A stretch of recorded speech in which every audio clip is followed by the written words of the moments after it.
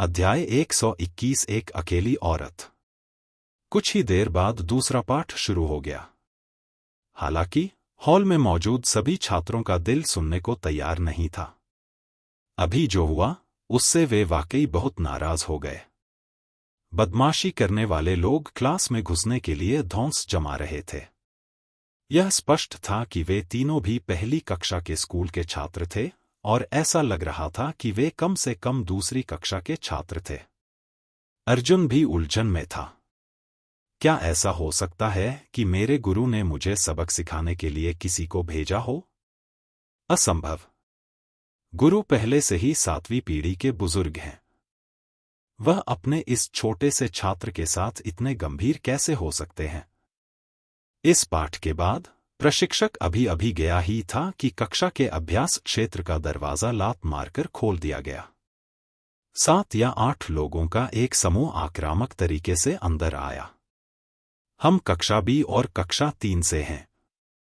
अर्जुन कौन है? उसके सामने बैठा व्यक्ति मंच से चिल्लाया। अर्जुन ने भौहें सिकोड़ते हुए खड़े होकर कहा, मैं हूं। आदमी ने अपने होंठ चाटे और हाथ हिलाते हुए कहा, मारो इसे। 7 या 8 लोग उछल पड़े और एक के बाद एक अर्जुन को घेरते हुए 10 मीटर से अधिक दूरी तक कूद गए। उन दोनों ने उस पर मुट्ठियां मारी, जबकि अन्य दो ने उसे घेर लिया। अर्जुन ने अपनी फुर्तीली चाल से उन दोनों की मुट्ठियों को चकमा दे दिया, लेकिन बाईं ओर वाले व्यक्ति ने नजदीक से हमला करने के अपने सुंदर मार्शल कौशल का इस्तेमाल किया। उस आदमी का शरीर सांप की तरह मुलायम था और उसकी बाहें सीधे अर्जुन के शरीर के चारों ओर घूम रही थी। फिर वह ऊपर की ओर मुड़ा और अपनी दोनों बाहों से अर्जुन के कंधों को पकड़ लिया। दाईं ओर वाला दूसरा व्यक्ति अचानक पीछे की ओर गिर गया और उसने अपने पैरों से अर्जुन के पैरों को पकड़ लिया। ये सभी लोग युद्ध में अत्यंत अनुभवी थे, लेकिन वे ब्लू स्टोन टाउन के उन दूरस्थ मार्शल कलाकारों और युवकों से कहीं भी तुलना योग्य नहीं थे। जहां तक अर्जुन की बात है, वह विस्फोटक युद्ध शैलियों में अधिक कुशल था, इसलिए वह आसानी से भारी चाल चलने की हिम्मत नहीं करता था। अन्यथा प्रतिद्वंद्वी निश्चित रूप से मर जाएगा या घायल हो जाएगा। मन में अनेक चिंताएं लिए अर्जुन ने उसके हाथ पैर बांध दिए और पूछा, वास्तव में तुम कौन हो? लेकिन इस समय अर्जुन को पहले से ही उन दोनों ने पकड़ लिया था और उन दोनों ने जो उसके ठीक सामने थे उसे जोरदार मुक्का मारा था। धमाक, धमाक, धमाक। 2 मुट्ठियां अर्जुन की छाती पर लगीं, जिससे उसने मुंह भर खून थूक दिया। इस समय अर्जुन को पहले ही ट्रू फायर से पीटा जा चुका है। वह हर जगह तुमसे बच रहा है, लेकिन तुम लोग उसे कदम दर कदम दबा रहे हो। अर्जुन ने अपने दाहिने हाथ को हिलाया और उसके स्टोरेज रिंग में लगी विशालकाय काली तराजू वाली तलवार भनभनाने लगी। वह किसी भी क्षण बाहर आने वाली थी। गुरुजी आ गए हैं, जल्दी से चले जाइए, द्वारपाल चिल्लाया और काम की तलाश में आए 7-8 छात्र तुरंत तितर-बितर हो गए। जाने से पहले किसी और ने कहा, जियांग, ईमानदार बनो, ज्यादा घमंडी मत बनो। वे आगे बढ़े और ट्रेनर अंदर आया। उसने उन लोगों को जल्दी में जाते हुए देखा होगा। अंदर घुसते ही गुरु ने देखा कि अर्जुन दूर खड़ा फिर से सांस लेने के लिए हाँफ रहा था। उसे समझ में नहीं आ रहा था कि क्या हो रहा है, लेकिन गुरु ने एक शब्द भी नहीं कहा। कक्षा में वापस जाओ। इस लड़ाई में कक्षा 10 के किसी भी छात्र ने अर्जुन के लिए बोलने की हिम्मत नहीं की। वे स्पष्ट रूप से जानते थे कि अर्जुन ने बहुत बड़ी मुसीबत खड़ी कर दी है। अर्जुन अभी भी वहीं बैठा था, अपनी चोटों को ठीक करने के लिए चुपके से हाउटियन चुन युआन तकनीक का अभ्यास कर रहा था। उसकी छाती पर 2 घूंसे काफी जोरदार थे, जिससे उसकी पसलियां लगभग टूट गई थी। अर्जुन, यहां, उसके बगल में एक साधारण दिखने वाला छात्र अर्जुन को दवा की एक बोतल फुसफुसाता है। अर्जुन ने इसे खोला और देखा कि अंदर 2 कायाकल्प गोलियां थीं, इसलिए उसने विनम्रता से कहा, धन्यवाद। सरलचित्त छात्र ने अपना सिर रगड़ते हुए गुस्से से कहा, उन्होंने वास्तव में हमें धमकाया और हमारे दरवाजे पर लोगों को पीटा। अगर मैं कीमिया में विशेषज्ञ नहीं होता तो मैं निश्चित रूप से आपकी मदद करता। अर्जुन ने सिर हिलाया। इस सरल दिमाग वाले छात्र की आभा बहुत ज्यादा नहीं थी। पता चला कि वह फॉर्च्यून पीक से था। मेरा नाम ली जियान है। बस मुझे जियाओ ली कहो, सरल स्वभाव वाले छात्र ने अपना परिचय दिया। मेरा नाम अर्जुन है। अर्जुन को इस व्यक्ति के बारे में अच्छी धारणा थी और उसने कहा, जब गुरु ने किसी को कुछ खोजते हुए देखा तो उसे इसकी परवाह क्यों नहीं हुई। आप सबसे आखिर में आए हैं। शायद आपको पता नहीं है। यह इस तरह है। ली जियान ने बताया कि जंगल के नियम और प्रकृति में योग्यतम की उत्तरजीविता की तरह ही हाओरन संप्रदाय भी छात्रों के बीच प्रतिस्पर्धा का समर्थन करता है। केवल प्रतिस्पर्धा ही दबाव पैदा करेगी और लोगों को और भी अधिक मेहनत करने के लिए प्रेरित करेगी। इसलिए चाहे वह शिष्य हो या छात्र, प्रकृति संप्रदाय ने हमेशा उनके बीच के टकराव पर आंखें मूंद ली थीं, जब तक कि कोई भी मर न जाए। तो यह इस तरह है। अर्जुन सोच में पड़ गया। अपने पिछले जीवन में वह गहन आकाश संप्रदाय का मुख्य शिष्य था। कौन उसके लिए परेशानी खड़ी करने की हिम्मत कर सकता है? इसलिए वह साधारण शिष्यों के बीच की स्थिति के बारे में ज्यादा नहीं जानता था। ली जियान फुसफुसाया, लगता है कि वे बहुत भीड़-भाड़ वाले हैं। अगर तुम सच में नहीं जा सकते तो सुर्खियों से बचने के लिए अपने सन पीक पर वापस चले जाओ। शायद वे कुछ दिनों में तुम्हारे साथ परेशानी की तलाश में नहीं होंगे। अर्जुन ने कोई टिप्पणी नहीं की और सिर्फ धन्यवाद दिया। इस पाठ के बाद सभी लोग अपने अपने शिखर पर लौट आए। हाओरन अकादमी के पहले 7 दिन सबसे भारी थे और उन्हें अधिक बारीकी से व्यवस्थित किया गया था। 7 दिनों के बाद पहला मूल्यांकन पूरा होने के बाद हाओरन अकादमी के पाठ्यक्रमों का चयन किया जा सकता था। अर्जुन ने अपने सूर्य शिखर पर लौटते समय अपनी भौहें सिकोड़ लीं। उस रात जू कयुए ने अर्जुन को खोजने की पहल की और अर्जुन के साथ सूर्य देव तकनीक के बारे में बातचीत की। अर्जुन एक लापरवाह व्यक्ति था, इसलिए वह दिन की अप्रियता को भूल गया। काफी देर तक बातचीत करने के बाद जू कयू ने अचानक कहा, इस बार मैं आपको अकादमी में रिपोर्ट करने के लिए याद दिलाना भूल गया। यह मास्टर की लापरवाही थी। चूंकि अब आप मेरे एकमात्र शिष्य हैं, इसलिए मुझे अभी भी आपको हाओरन संप्रदाय की स्थिति के बारे में जानकारी देने की आवश्यकता है। हाओरन संप्रदाय में बुजुर्गों की 7 पीढ़ियां थीं। वर्तमान में सबसे वरिष्ठता वाली बुजुर्गों की 3 पीढ़ियां थीं। उनकी ताकत आमतौर पर अर्धसंत क्षेत्र में थी, जबकि हाओरन संप्रदाय के गुरु स्वर्गीय क्लेश क्षेत्र के विशेषज्ञ थे। 4 पीढ़ियां बुजुर्गों की हैं जो दिव्य मार्शल क्षेत्र में हैं, 5 पीढ़ियां प्रारंभिक दिव्य मार्शल क्षेत्र में हैं, 6 पीढ़ियां भाग्य क्षेत्र में हैं और 7 पीढ़ियां भाग्य क्षेत्र के आरंभिक क्षेत्र में हैं। इसी प्रकार तीसरी पीढ़ी के 4 शिखर स्वामी सभी अर्धसंत विशेषज्ञ थे। सूर्य शिखर के केवल चौथी पीढ़ी के शिखर स्वामी जू कयुए दिव्य मार्शल स्टेज के 8वें स्तर पर थे। वहां शिष्यों की 23 पीढ़ियां थीं और अर्जुन सबसे युवा पीढ़ी से संबंधित था। अधिकांश शिष्य कुछ सीखने के बाद हाओरन संप्रदाय को छोड़कर अपना स्वयं का संप्रदाय स्थापित करना पसंद करते थे, जबकि अन्य लोग बुजुर्ग के रूप में बने रहना पसंद करते थे। हालांकि हाओरन संप्रदाय में केवल कुछ हजार लोग थे, लेकिन इसे बनाने में 1500 साल लगे थे। यह कहा जा सकता है कि पूरी दुनिया आड़ू और बेर से भरी हुई थी और यह उनमें से हर एक को प्रतिध्वनित करने में सक्षम था।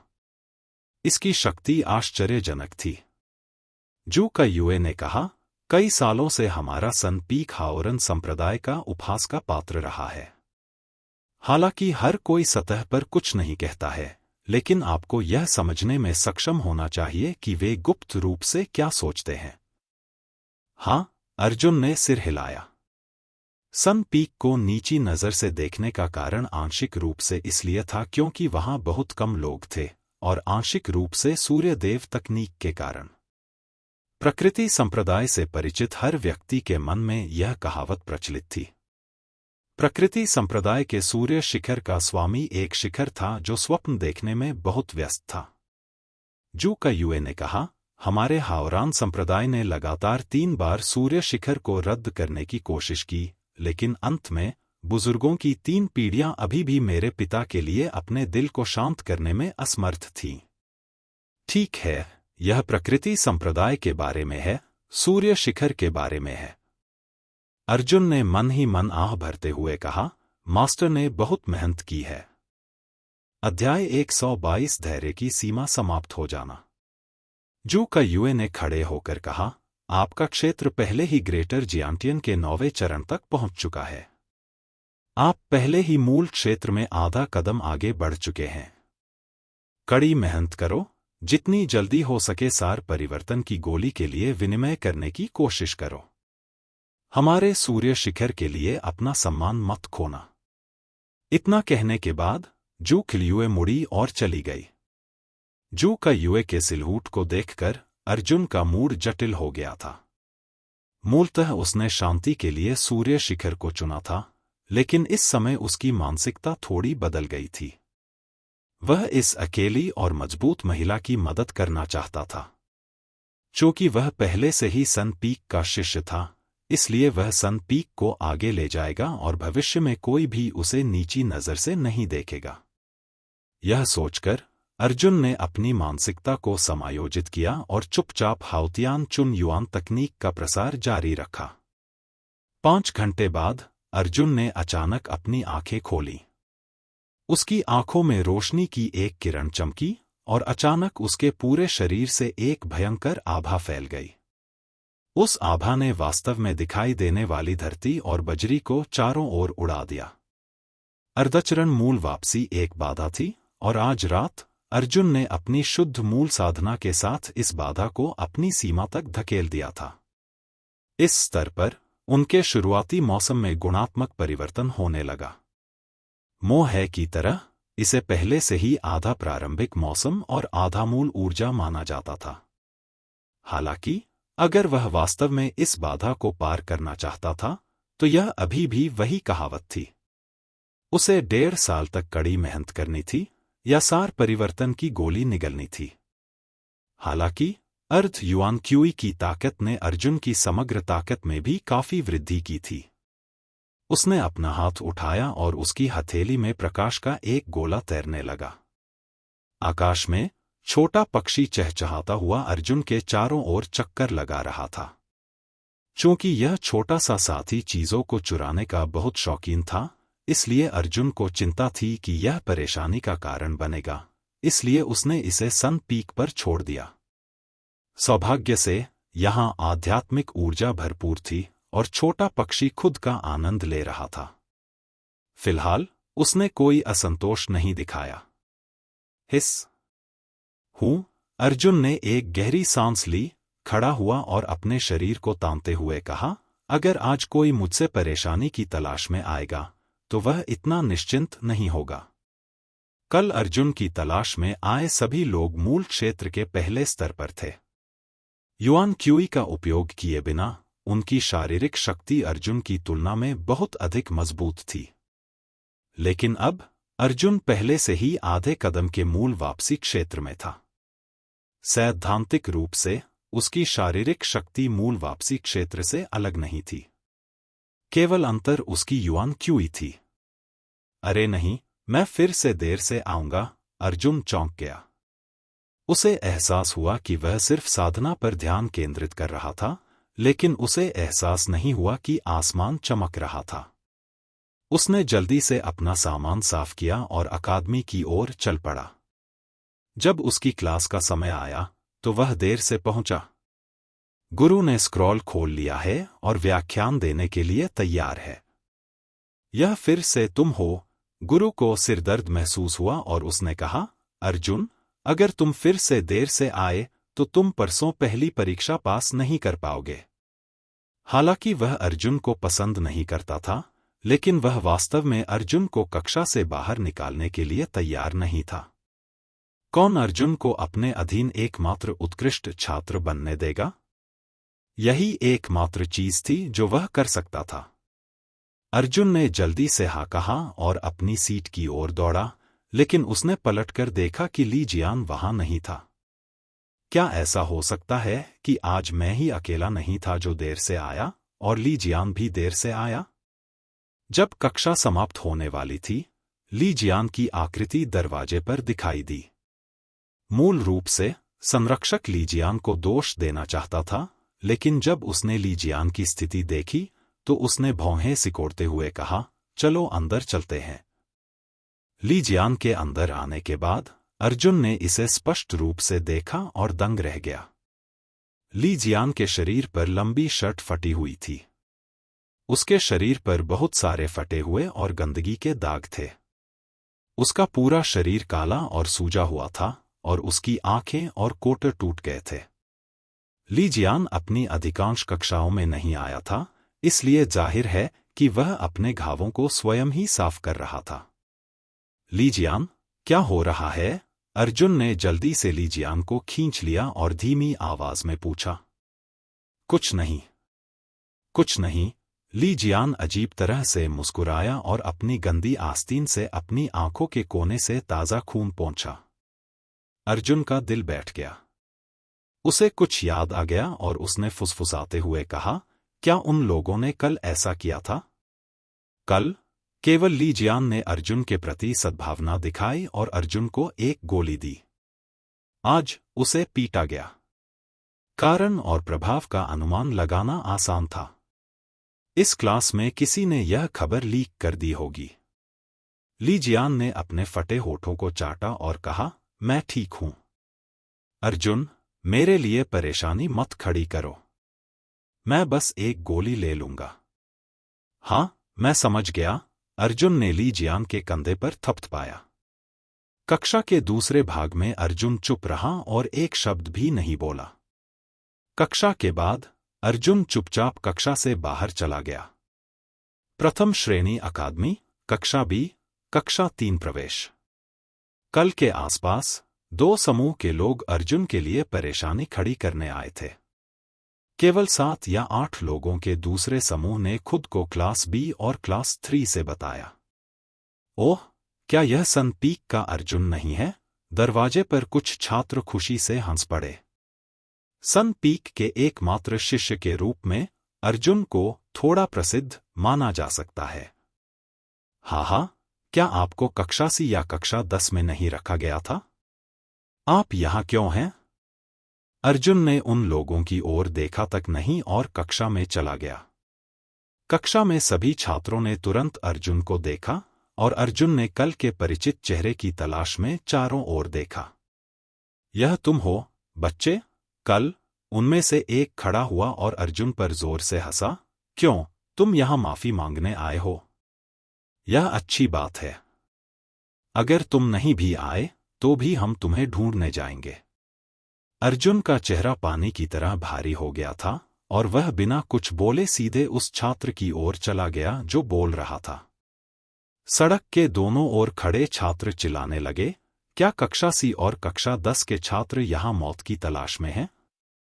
हा, तुम वास्तव में नहीं जानते कि तुम्हारे लिए क्या अच्छा है। जब वे बात कर रहे थे तो उनमें से कुछ ने अर्जुन को धक्का देने के लिए अपना हाथ आगे बढ़ाया। अर्जुन की आंखें उस छात्र पर स्थिर थीं जिसने कल परेशानी खड़ी की थी।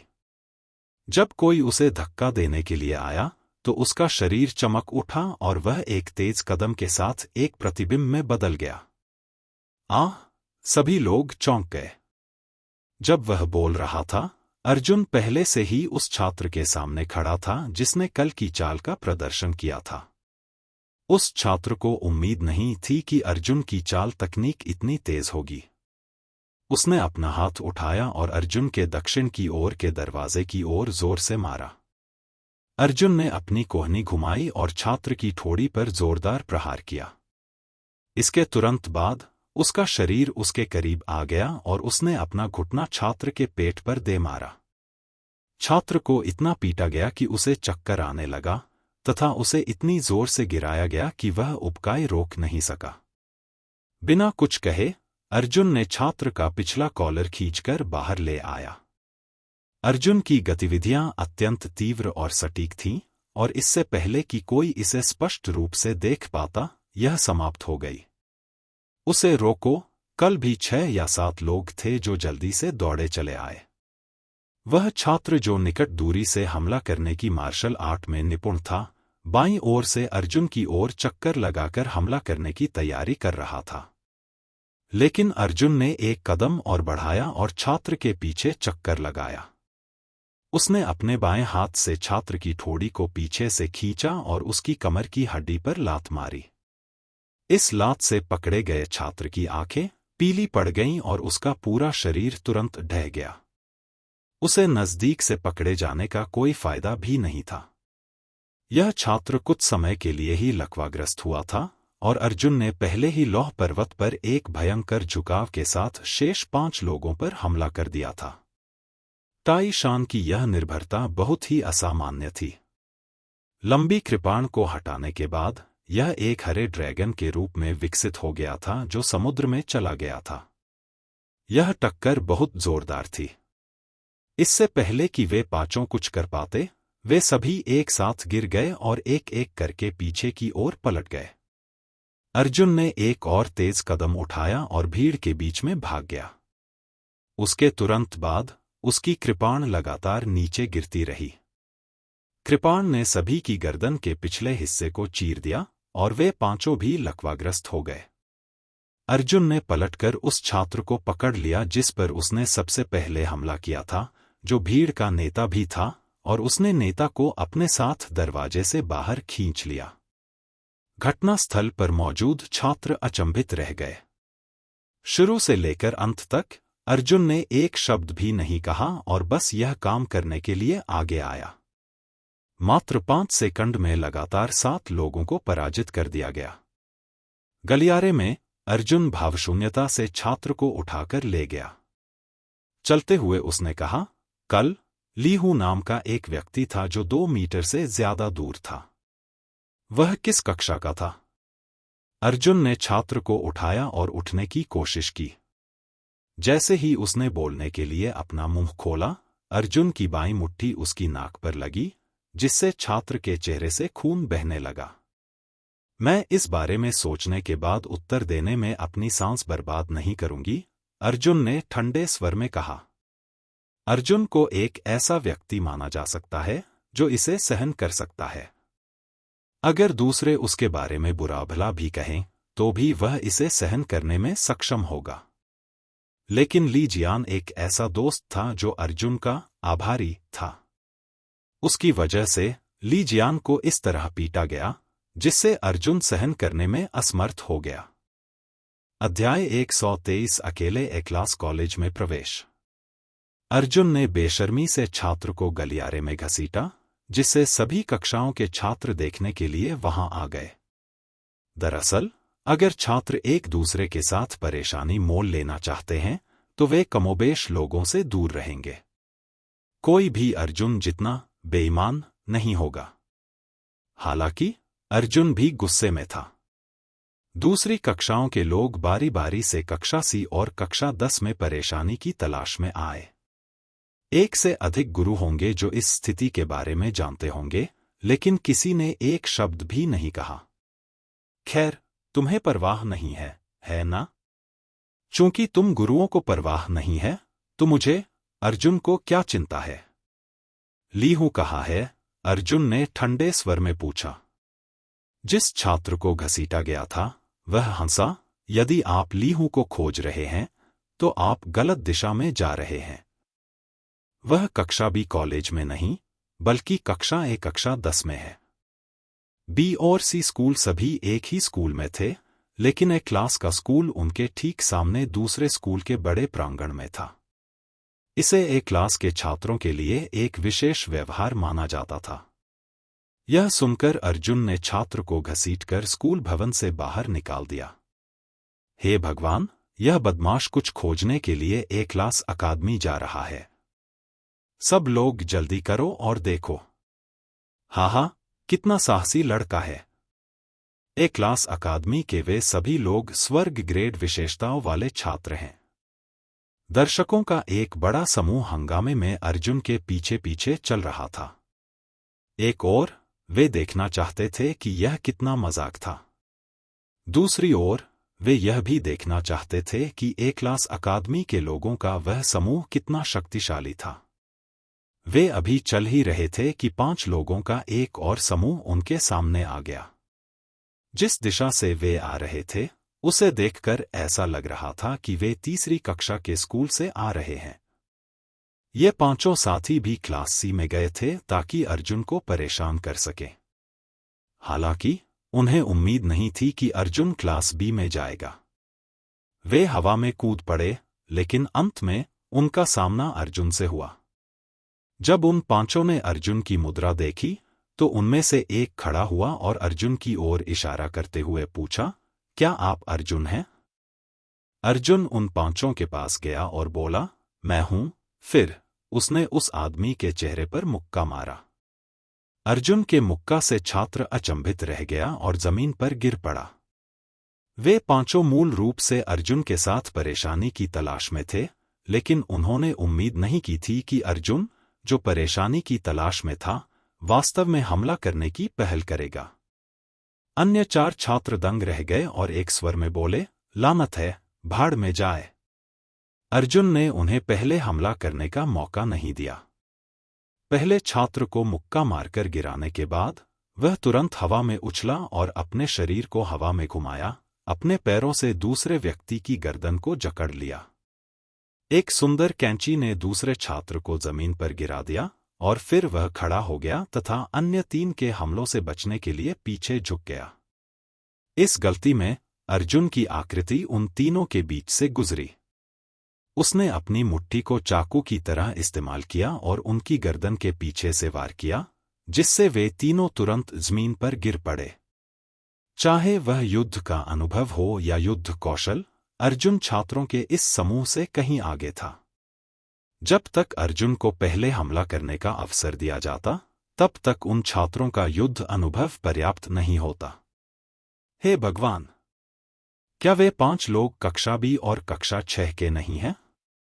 उन्हें वास्तव में अर्जुन ने एक ही झटके में नीचे गिरा दिया था। हाँ, मुझे उम्मीद नहीं थी कि इस लड़के में वाकई कोई हुनर है। इस बार वह अच्छा दिख रहा है। अर्जुन चुप रहा और कक्षा 3 के छात्रों को उठाकर आगे बढ़ गया। वह कक्षा बी कॉलेज से निकलकर कक्षा ए कॉलेज में दाखिल हो गया। ए क्लास कॉलेज बी और सी क्लास कॉलेजों से बड़ा था और इमारत काफी खूबसूरत थी। इसे देखना आकर्षक था। इस समय ए श्रेणी के कॉलेज के मुख्य प्रांगण में जंगल की सुंदर छाया में छात्र बातें कर रहे थे। हंग, क्या वे लोग द्वितीय श्रेणी अकादमी से आए थे? तुरंत कई ए क्लास के छात्रों ने अर्जुन की खोज की। अर्जुन के पीछे दर्शकों का एक बड़ा समूह चल रहा था, इसलिए उसे नजरअंदाज करना मुश्किल था। कक्षा 10। अर्जुन ने अपना सिर नीचे किया और तीसरी कक्षा के छात्रों से पूछा। छात्र ने जवाब में मुस्कुराते हुए सिर हिलाया। इस छात्र के हंसने का एक कारण था।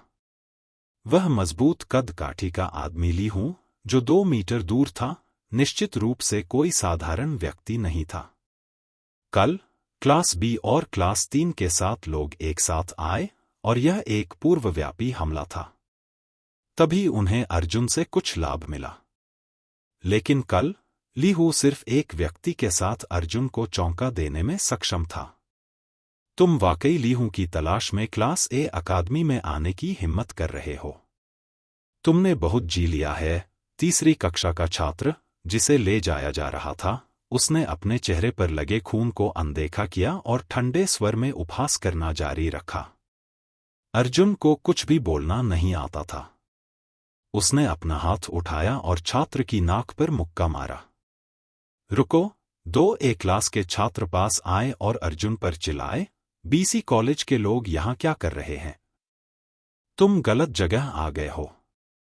अर्जुन ने उनकी ओर देखा तक नहीं और सीधे उनके बीच से निकल गया। ए क्लास के 2 छात्र इतने स्तब्ध थे कि अर्जुन उनके पास से निकल गया।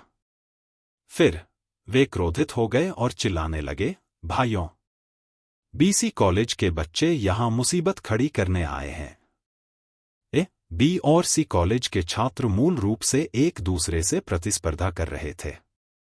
खासकर जब से ए क्लास कॉलेजों ने एक प्रांगण पर कब्जा किया है, तब से दोनों पक्षों के बीच गाढ़ मानसिकता और भी भारी हो गई है।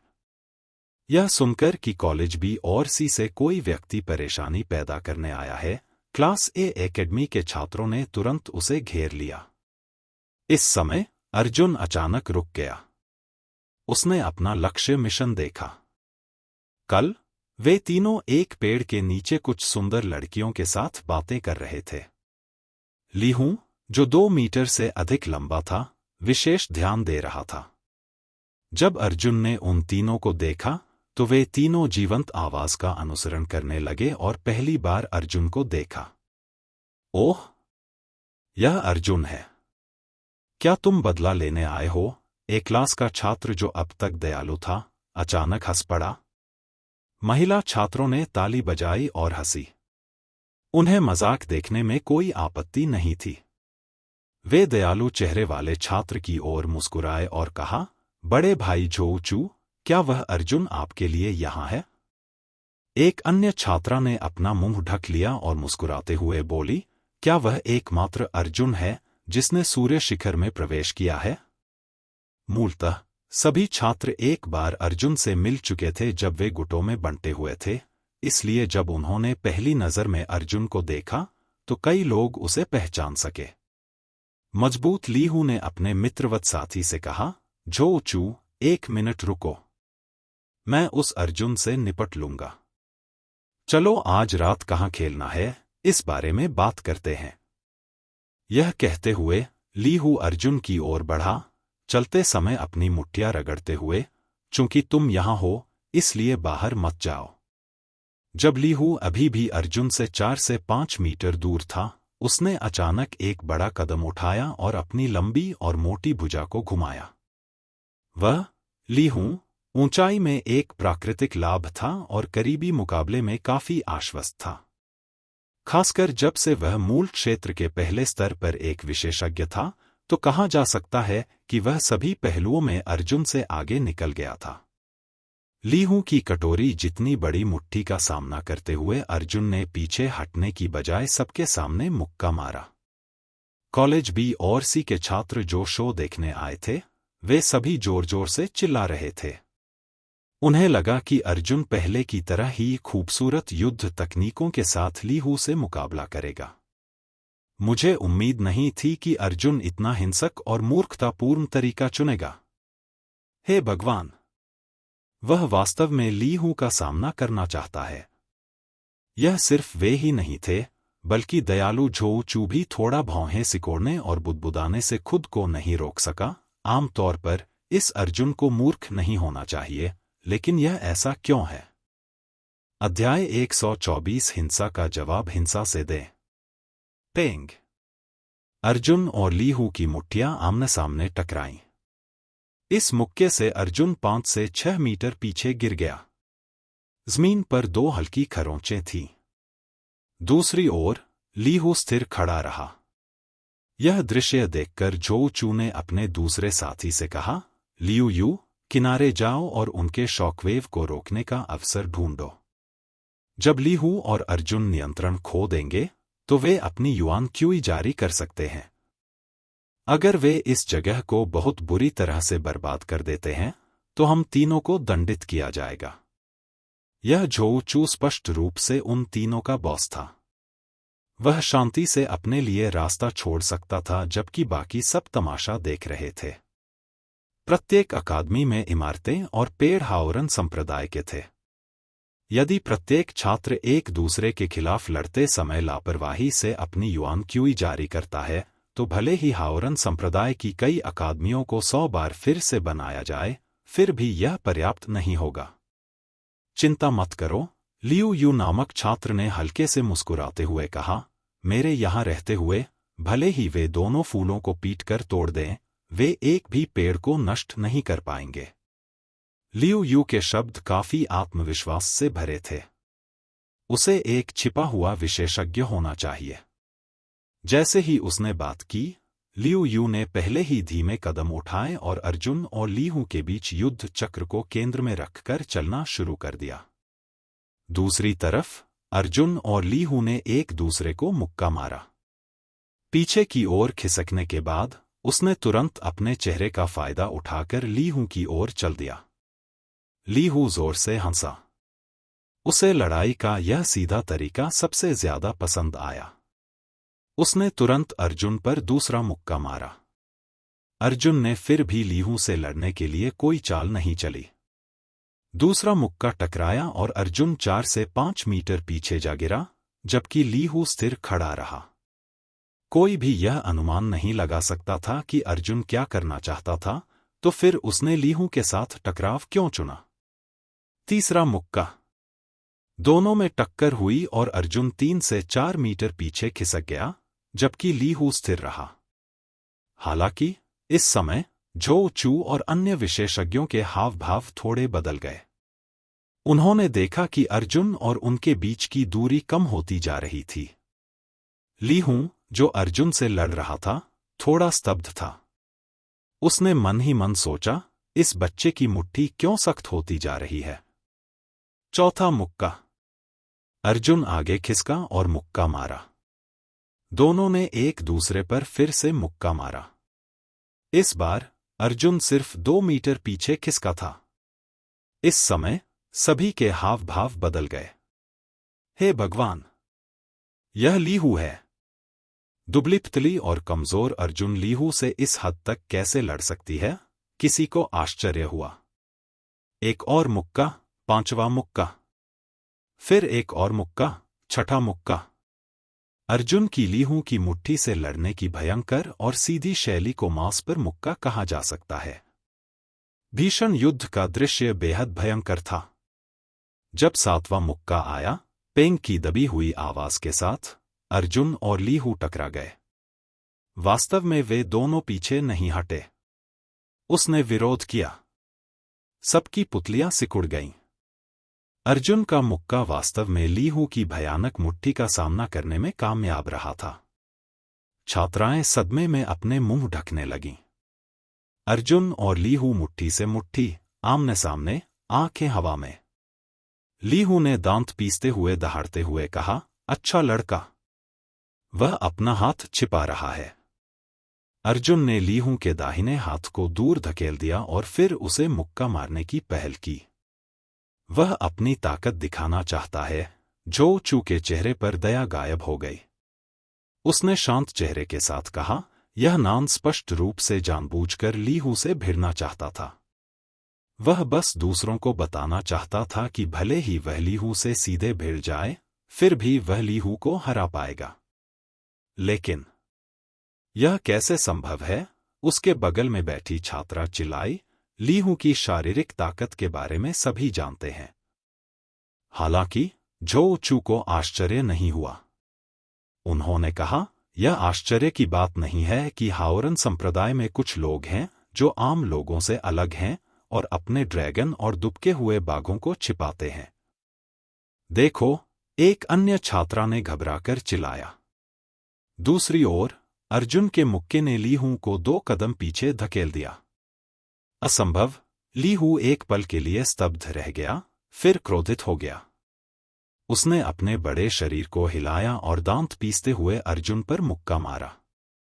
एक और मुक्का। अर्जुन ने ली हू के जोरदार मुक्के को वापस फेंक दिया, जिससे ली हू पीछे हटने के लिए मजबूर हो गया। उसके बाद अर्जुन ने एक और मुक्का मारा। ली हू 5 कदम पीछे हट गया। सबके सामने अर्जुन ने अपनी हार को जीत में बदल दिया। एक एक करके मुक्का मारा। ली हू में विरोध करने की ताकत नहीं थी। ली हू का पूरा दाहिना हाथ हल्का सा कांपने लगा और उसकी मांसपेशियों में ऐंठन के लक्षण दिखाई देने लगे। अर्जुन ने ली हू को पकड़ने का कोई मौका नहीं दिया और फिर से मुक्का मारा। इस मुक्के ने ली हू के दिल में पहले से ही डर पैदा कर दिया था। हालांकि भीड़ का सामना करते हुए वह बच नहीं सका। क्या यह मजाक नहीं होगा? इसलिए ली हू ने इस मुक्के के साथ अर्जुन से लड़ना जारी रखने का फैसला किया। पेंग! इस मुक्के से लीहू पीछे की ओर उछलकर गिर गया। वह अब खड़ा भी नहीं रह सका और उसके दाहिने हाथ की हड्डियों के टूटने की हल्की सी आवाज आई। अर्जुन भावशून्य था। उसने अपना दाहिना पैर जमीन पर पटका और एक तेज आवाज के साथ आगे बढ़ा। उसकी मुट्ठियां लीहू के चेहरे पर जोर से लगीं। लीहू जमीन पर लेटा हुआ था और पीछे की ओर उड़ रहा था। यह मुक्का उसके चेहरे पर लगा, जिससे उसका पूरा शरीर उड़ान के बीच में ही जमीन पर गिर गया। सभी को अपनी आंखों पर यकीन नहीं हो रहा था। अर्जुन तो क्लास सी और क्लास 10 का एक घटिया छात्र था। वह क्लास ए और क्लास 10 के लीहू को कैसे मात दे सकता था? विशेषकर कक्षा बी में जिस छात्र का अर्जुन ने अपहरण किया था, वह बहुत पसीना बहा रहा था। लीहू को फिर से देखते हुए, हालांकि उसे अर्जुन ने पलट दिया था, फिर भी उसकी शारीरिक फिटनेस बहुत अच्छी थी।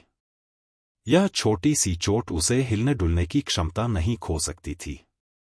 लीहू आधा जमीन पर लेट गया और अपने शरीर को दोनों हाथों से पीछे की ओर धकेला। तभी एक कार्प ने खड़े होने की कोशिश की। अप्रत्याशित रूप से अर्जुन ने लीहू को पकड़ लिया था। जैसे ही वह खड़ा होने वाला था, उसने लीहू को फिर से मुक्का मारा और उसे फिर से गिरा दिया। लीहू ने जल्दी से अपने शरीर को आधा झुका लिया और बाहर कूदने तथा अर्जुन के हमले की सीमा से बचने की कोशिश करने लगा। लेकिन अर्जुन ने अपने बाएं हाथ से लीहू के दाहिने पैर को पकड़ लिया और उसे जबरदस्ती पीछे खींच लिया। उसने लीहू की गर्दन के पीछे मुक्का मारा। इस घूंसे से लीहू की आंखें उभर आईं और वह गले में कुछ हंसी आने के बावजूद भी हिल नहीं सका। तीसरी कक्षा का एक साधारण छात्र अर्जुन 2 मीटर दूर पहली कक्षा के छात्र लीहू का पीछा कर रहा था। यह दृश्य बेहद चौंकाने वाला था। अर्जुन ने सीधे मुकाबले के लिए बरसर्क ड्रैगन बैटल टाइड का इस्तेमाल किया। जितना ज्यादा वह लड़ता गया, लड़ाई उतनी ही भयंकर होती गई। जो चू ने भौहें सिकोड़ी और लियू यू को देखा। लियू यू मुस्कुराई और अर्जुन को धमकाने के लिए एक फिसलन भरा कदम उठाया। अर्जुन ने एक मुक्का मारा, लेकिन लियू यू ने दोनों हाथों से क्षेत्र को आगे बढ़ाया और उसकी नरम ताकत ने अर्जुन के हमले को बेअसर कर दिया। अर्जुन ने फिर से हाथ से वार किया और लियू यू ने अपनी बाहें क्रॉस करके अपनी कोहनी से अर्जुन के हाथ के वार को दूर धकेला। इसके बजाय वह एक कदम बाईं ओर खिसका और अपनी कोहनी का इस्तेमाल करके अर्जुन की बाईं पसली की ओर 2 बार धक्का दिया। अर्जुन का दिल धड़क उठा क्योंकि उसने लियू यू के हमले को चकमा दिया। यह लियू यू लीहू से बिल्कुल अलग था। लीहू सीधे हमले करने में कुशल था, जबकि लियू यू कोमलता से ताकत को दबाने में कुशल था। अध्याय 125 मूल। लेकिन युद्ध कौशल के मामले में लियू यू ने लीहू को पीछे छोड़ दिया, खासकर इसलिए क्योंकि लियू यू के पास लीहू से अधिक दिमाग था। लियू यू ने अर्जुन की चकमा देने वाली हरकतों को देखा और कहा, बुरा नहीं है। जैसे ही उसने बात की, लियू यू ने आधा कदम बाईं ओर और 2 कदम दाईं ओर बढ़ाया। वह अर्जुन के सामने से आगे बढ़ा और अर्जुन के बाईं ओर खड़ा हो गया। उसका बायां हाथ सांप की तरह था जो अर्जुन की गर्दन की ओर बढ़ा हुआ था। अर्जुन का दाहिना हाथ कृपाण में बदल गया और उसके हाथ में कृपाण एक प्रतिबिंब की तरह तेजी से लियू यू के बाएं हाथ की ओर बढ़ रहा था। हालांकि लियू यू का बायां हाथ अविश्वसनीय रूप से फुर्तीला था। बहुत नरम अवस्था में वह अर्जुन की बाह की ओर बढ़ा। उसका बायां हाथ चील के पंजे जैसा आकार का था, जो अर्जुन के गले में गड़ाना चाहता था। अर्जुन ने अपना सिर हिलाया और लियू यू के पीछे आ गया। उसने लियू यू की गर्दन के पीछे से चुटकी काटी और बेरहमी से लियू यू का पूरा चेहरा जमीन पर पटक दिया। पेंग का जोरदार प्रहार। इस बार बल इतना मजबूत था कि लियू यू सीधे जमीन पर जा गिरा, लेकिन उसका शरीर और अंग ऊपर की ओर उठ गए। दृश्य इतनी तेजी से बदल गया कि कोई भी प्रतिक्रिया नहीं कर सका। एक क्षण लियू यू अभी भी ऊपरी हाथ में थी और अगले ही क्षण अर्जुन के हमले ने लियू यू को गिरा दिया। बुरा नहीं है, अर्जुन ने लियू यू से कहा, जो जमीन पर निश्चल पड़ी थी। अंत में अर्जुन की नजर दयालु चेहरे वाले झोऊ चू पर पड़ी। इस समय उससे कुछ ही दूरी पर एक पेड़ के तने के सहारे झुका हुआ एक प्राथमिकता वाला व्यक्ति अचानक बोला, अर्जुन, मैं तुम्हें जल्द से जल्द यहां से चले जाने की सलाह देता हूं।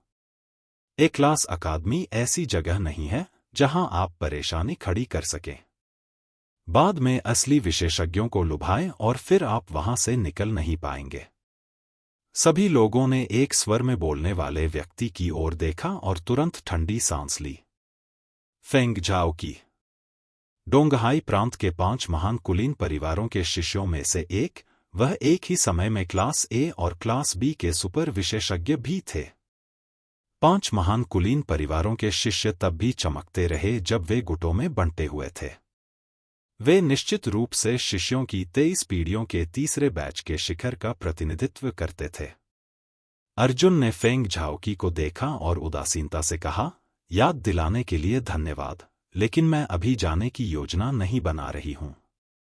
जैसे ही उसने बात की, अर्जुन ने एक बार फिर झोऊ चू को देखा और कहा, बोलो, तुम लोग मुझसे परेशानी क्यों ढूंढ रहे हो? झोऊ चू मंद-मंद मुस्कुराया।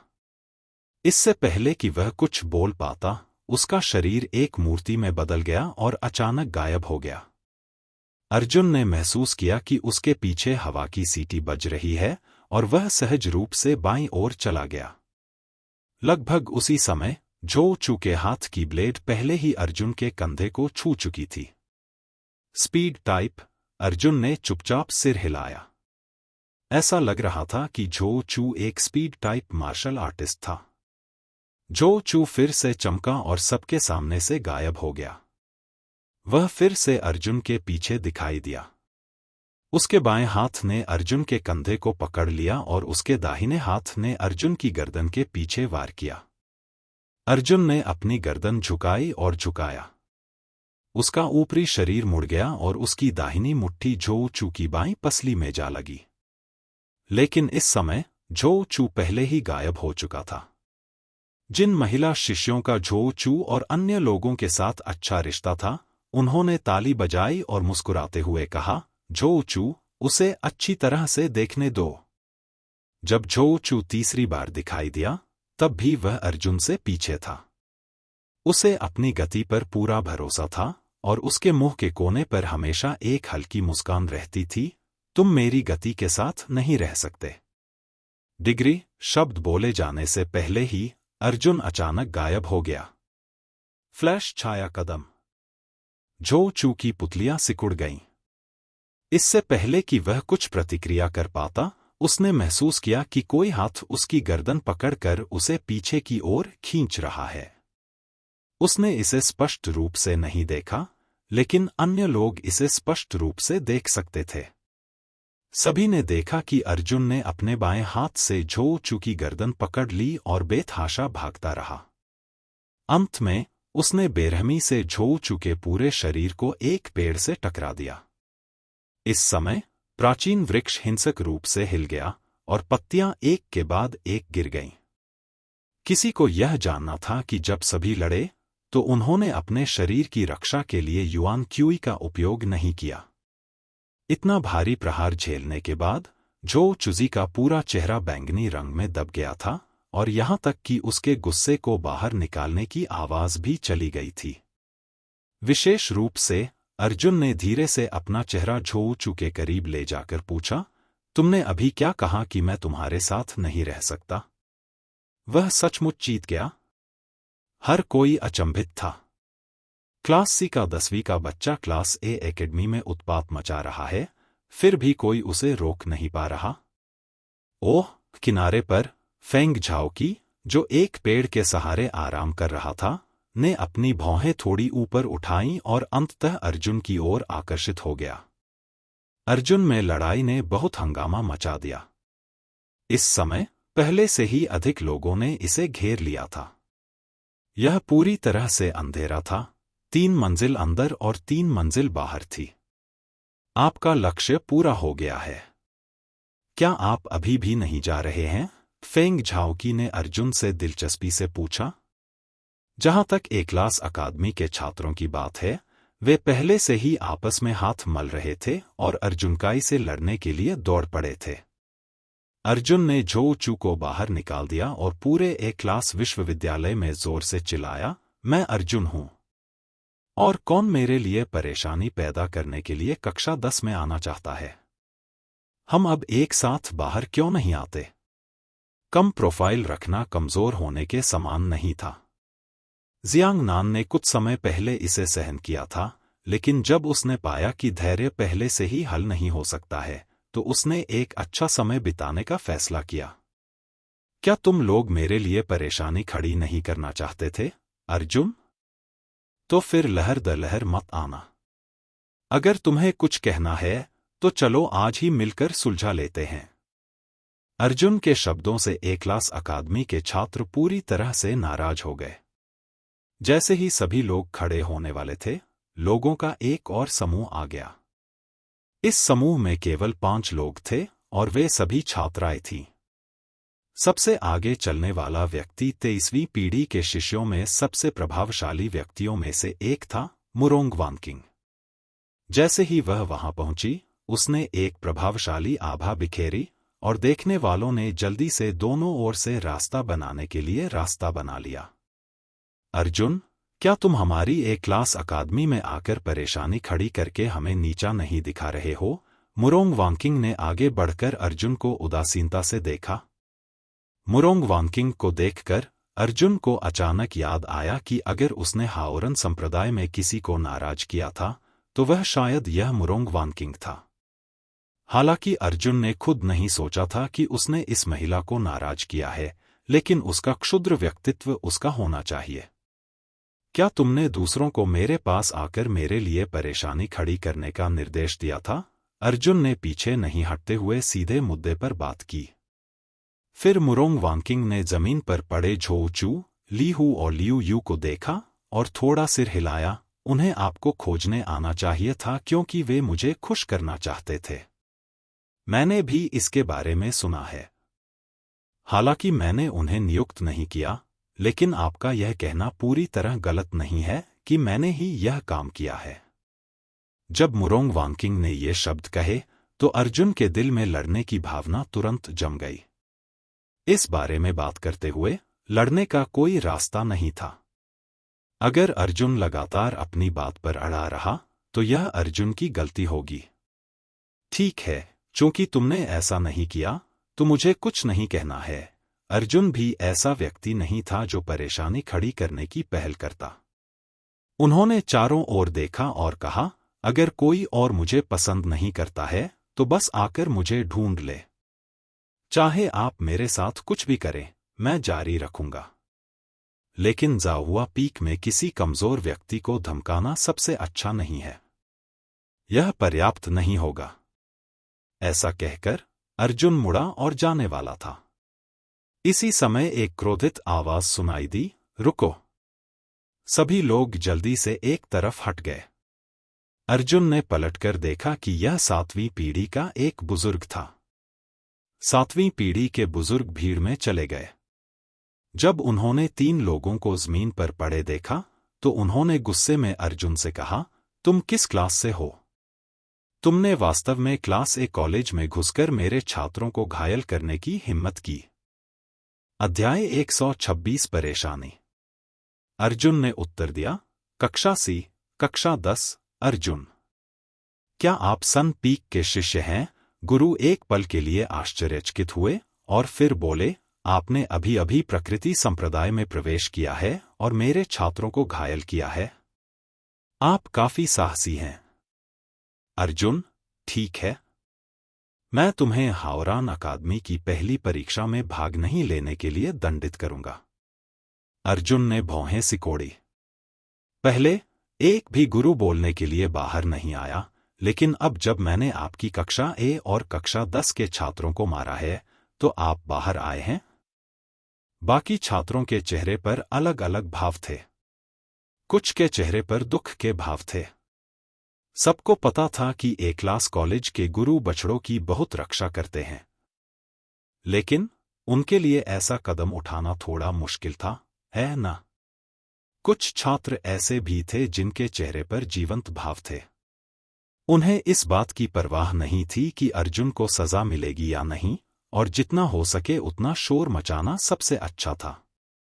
जब तक शिष्य बहुत दूर नहीं चले जाते, तब तक कोई भी बुजुर्ग उनकी देखभाल करने के लिए नहीं आता।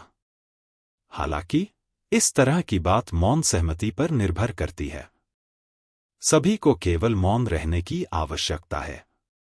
अगर वास्तव में कोई ऐसा बुजुर्ग था जो गंभीर था और अर्जुन को दोषी ठहराने पर जोर देता था, तो यह वास्तव में तय हो जाता था। आप मुझे परीक्षा में भाग नहीं लेने देंगे? अर्जुन पहले तो वहां से चले जाना चाहता था, लेकिन जब उसने यह सुना तो उसने अपना गुस्सा दबाते हुए कहा, क्या आप कारण और प्रभाव नहीं पूछेंगे? कक्षा 10 के शिक्षक ने गुस्से में कहा, जो अभी जमीन पर पड़ा है वह मेरा छात्र है। तो फिर तुम्हारा मतलब है कि मुझे जवाबी हमला नहीं करना चाहिए था? क्या मुझे जमीन पर पड़े रहना चाहिए? अर्जुन की ने कहा। तुम्हें पता होना चाहिए कि वे ही मेरे लिए मुसीबत खड़ी करने आए थे, न कि मैं ही उनके लिए मुसीबत खड़ी करने आया था। 10वीं कक्षा का शिक्षक चिल्लाया, इतनी सफाई से दोष मत लगाओ। पहली कक्षा की अकादमी में 3000 लोग हैं। जो चू और अन्य लोगों ने किसी और को क्यों नहीं मारा? वे केवल तुम्हारे साथ परेशानी मोल लेने क्यों आए थे? यह कैसा मूर्खतापूर्ण तर्क था? इसके बजाय वे मुझे क्यों नहीं मारते? तुम मुझसे इस बारे में क्या पूछ रहे हो? क्या तुम्हें अपने छात्रों से नहीं पूछना चाहिए? क्या यह मेरी गलती थी कि मेरे दरवाजे पर अच्छे कारण से आए किसी व्यक्ति ने मेरी पिटाई कर दी? उस समय अर्जुन का गुस्सा दबा नहीं सका और उसने ठंडे स्वर में कहा, क्या तुमने यही कहा था? 10वीं कक्षा के शिक्षक ने कहा, यह सही है। अच्छा, अच्छा, अच्छा, अर्जुन ने जोर से हंसते हुए कहा। उसने अपना दाहिना हाथ घुमाया और उसकी हथेली जमीन पर दब गई। उसकी आधी युआन क्यूई वास्तव में संघनित हो गई थी। तुम क्या कर रहे हो? 10वीं कक्षा का शिक्षक क्रोधित हुआ। तुमने अकादमी में अपने युआन क्यूई को भारी मात्रा में जारी करने की हिम्मत की? धमाका! अर्जुन को इसकी इतनी परवाह कैसे हो सकती है? उसने सीधे एक भयंकर हाफ युआन क्यूई को जमीन पर पटक दिया।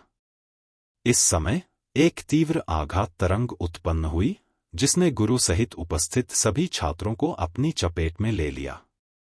सभी लोग पहले तो अफरातफरी में थे।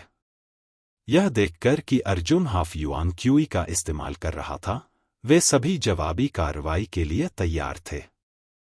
हालांकि उन्हें जल्द ही एहसास हो गया कि अर्जुन के शॉकवेव में कोई वास्तविक मारक क्षमता नहीं थी। सबसे अच्छी बात तो यह थी कि यह हवा का एक तेज झोंका था जिसने सभी को उड़ा दिया। यह दृश्य हर किसी के लिए नहीं था, यहां तक कि गुरु भी थोड़ा हैरान थे। शॉकवेव से पेड़ों के बड़े बड़े टुकड़े उड़ गए। शॉकवेव के गुजर जाने के बाद जियांग नान ने कहा, मैंने पहले ही मौजूद सभी लोगों पर हमला करने के लिए शॉकवेव का इस्तेमाल कर लिया है। पूरी फर्स्ट ग्रेड अकादमी में कुल 3000 लोग हैं। मैं दूसरों पर हमला क्यों नहीं करता? केवल 700 या 800 लोगों पर ही हमला क्यों करता हूं? तो फिर आपके तर्क के अनुसार यहां हर कोई जिम्मेदार है। यदि आप मुझे परीक्षा में भाग न लेने के लिए दंडित करना चाहते हैं, तो आप मुझे एक साथ दंडित कर सकते हैं। यहां किसी को भी भाग लेने की अनुमति नहीं है। यदि आप उन्हें दंडित नहीं करते, तो मुझे दंडित करने का कोई कारण नहीं है। वहां मौजूद सभी लोग अर्जुन को बड़ी बड़ी आंखों से घूर रहे थे। उन्हें वाकई उम्मीद नहीं थी कि अर्जुन के पास ऐसा सिद्धांत होगा। हालांकि इस पर ध्यानपूर्वक विचार करने पर ऐसा प्रतीत हुआ कि वास्तव में ऐसा ही था। कक्षा 10 के शिक्षक इतने गुस्से में थे कि उन्होंने अर्जुन की ओर इशारा करते हुए कहा, तुम बहुत देर तक। कोई बात नहीं, वह आगे नहीं बोल पाए। अगर वह अर्जुन की बातों को स्वीकार करता रहा तो वह खुद को ही थप्पड़ मार रहा होगा। अर्जुन ने कहा, यदि आप मुझे दंडित नहीं करेंगे तो मैं कक्षा में वापस चला जाऊंगा। इसके साथ ही अर्जुन वहां से चला गया। केवल अचंभित लोगों का एक बड़ा समूह ही बचा था। यह एक तरह से मजेदार है, फेंग झाओ की अपनी हंसी रोक नहीं सका। जब अर्जुन अपनी कक्षा में वापस आया तो उसने पाया कि कक्षा के सभी छात्र उसकी ओर प्रशंसा की दृष्टि से देख रहे थे। कक्षा C और कक्षा 10 के काफी लोग ऐसे थे जिन्होंने इसके बारे में सुना था, और कुछ ऐसे भी थे जिन्होंने इसे व्यक्तिगत रूप से घटनास्थल पर देखा था। पागल, सच में पागल। लेकिन मुझे यह पसंद है। आगे की पंक्ति में बैठे छात्र खिलखिलाकर हंस पड़े। लेकिन अर्जुन ने कोई भाव नहीं दिखाया। उसने चारों ओर देखा और कहा, मेरी कक्षा के मामलों का ध्यान रखना। अगर कोई मेरे लोगों को धमकाने के लिए दूसरी कक्षाओं के साथ मिलीभगत करता है तो उसके साथ अभद्र व्यवहार करने के लिए मुझे दोष मत देना। अर्जुन के शब्द स्पष्ट रूप से धमकी भरे थे, लेकिन जब सभी ने उन्हें सुना तो वे आश्चर्यजनक रूप से सहज हो गए। अर्जुन के अपनी सीट पर वापस आने के बाद ली जियान ने कृतज्ञतापूर्वक फुसफुसाते हुए कहा, धन्यवाद अर्जुन। अर्जुन ने अपना हाथ हिलाया, तुम्हें फंसाने के लिए मुझे ही तुमसे माफी मांगनी चाहिए थी। जल्द ही गुरु कक्षा में आ गया। सभी ने सोचा कि गुरु अर्जुन को कड़ी सजा देगा। अप्रत्याशित रूप से गुरु के चेहरे पर वसंत की हवा भर गई।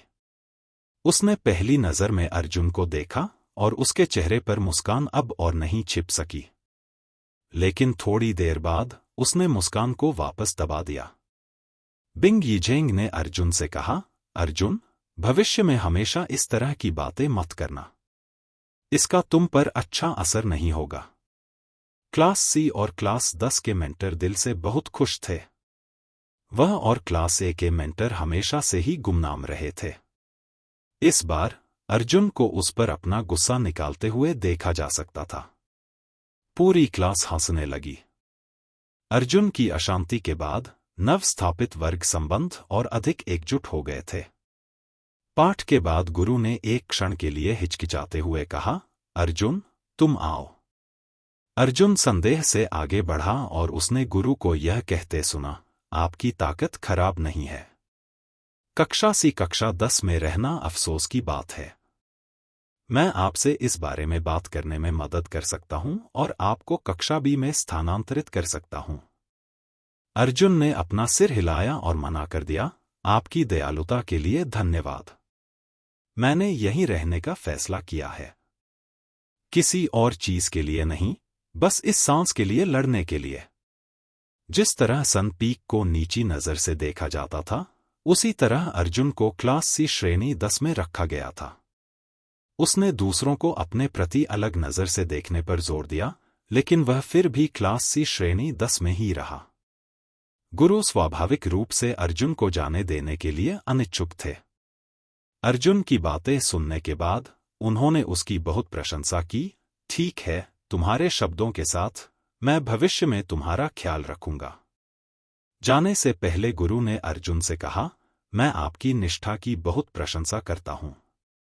हालांकि वह एक गुरु था, फिर भी वह एक मार्शल कलाकार था। एक मार्शल कलाकार धार्मिकता के शब्द को बहुत महत्व देता है। अर्जुन, कोई तुम्हें ढूंढ रहा है। जैसे ही गुरु चले गए, एक छात्र चिल्लाया। फिर से अर्जुन ने भौहें सिकोड़ी।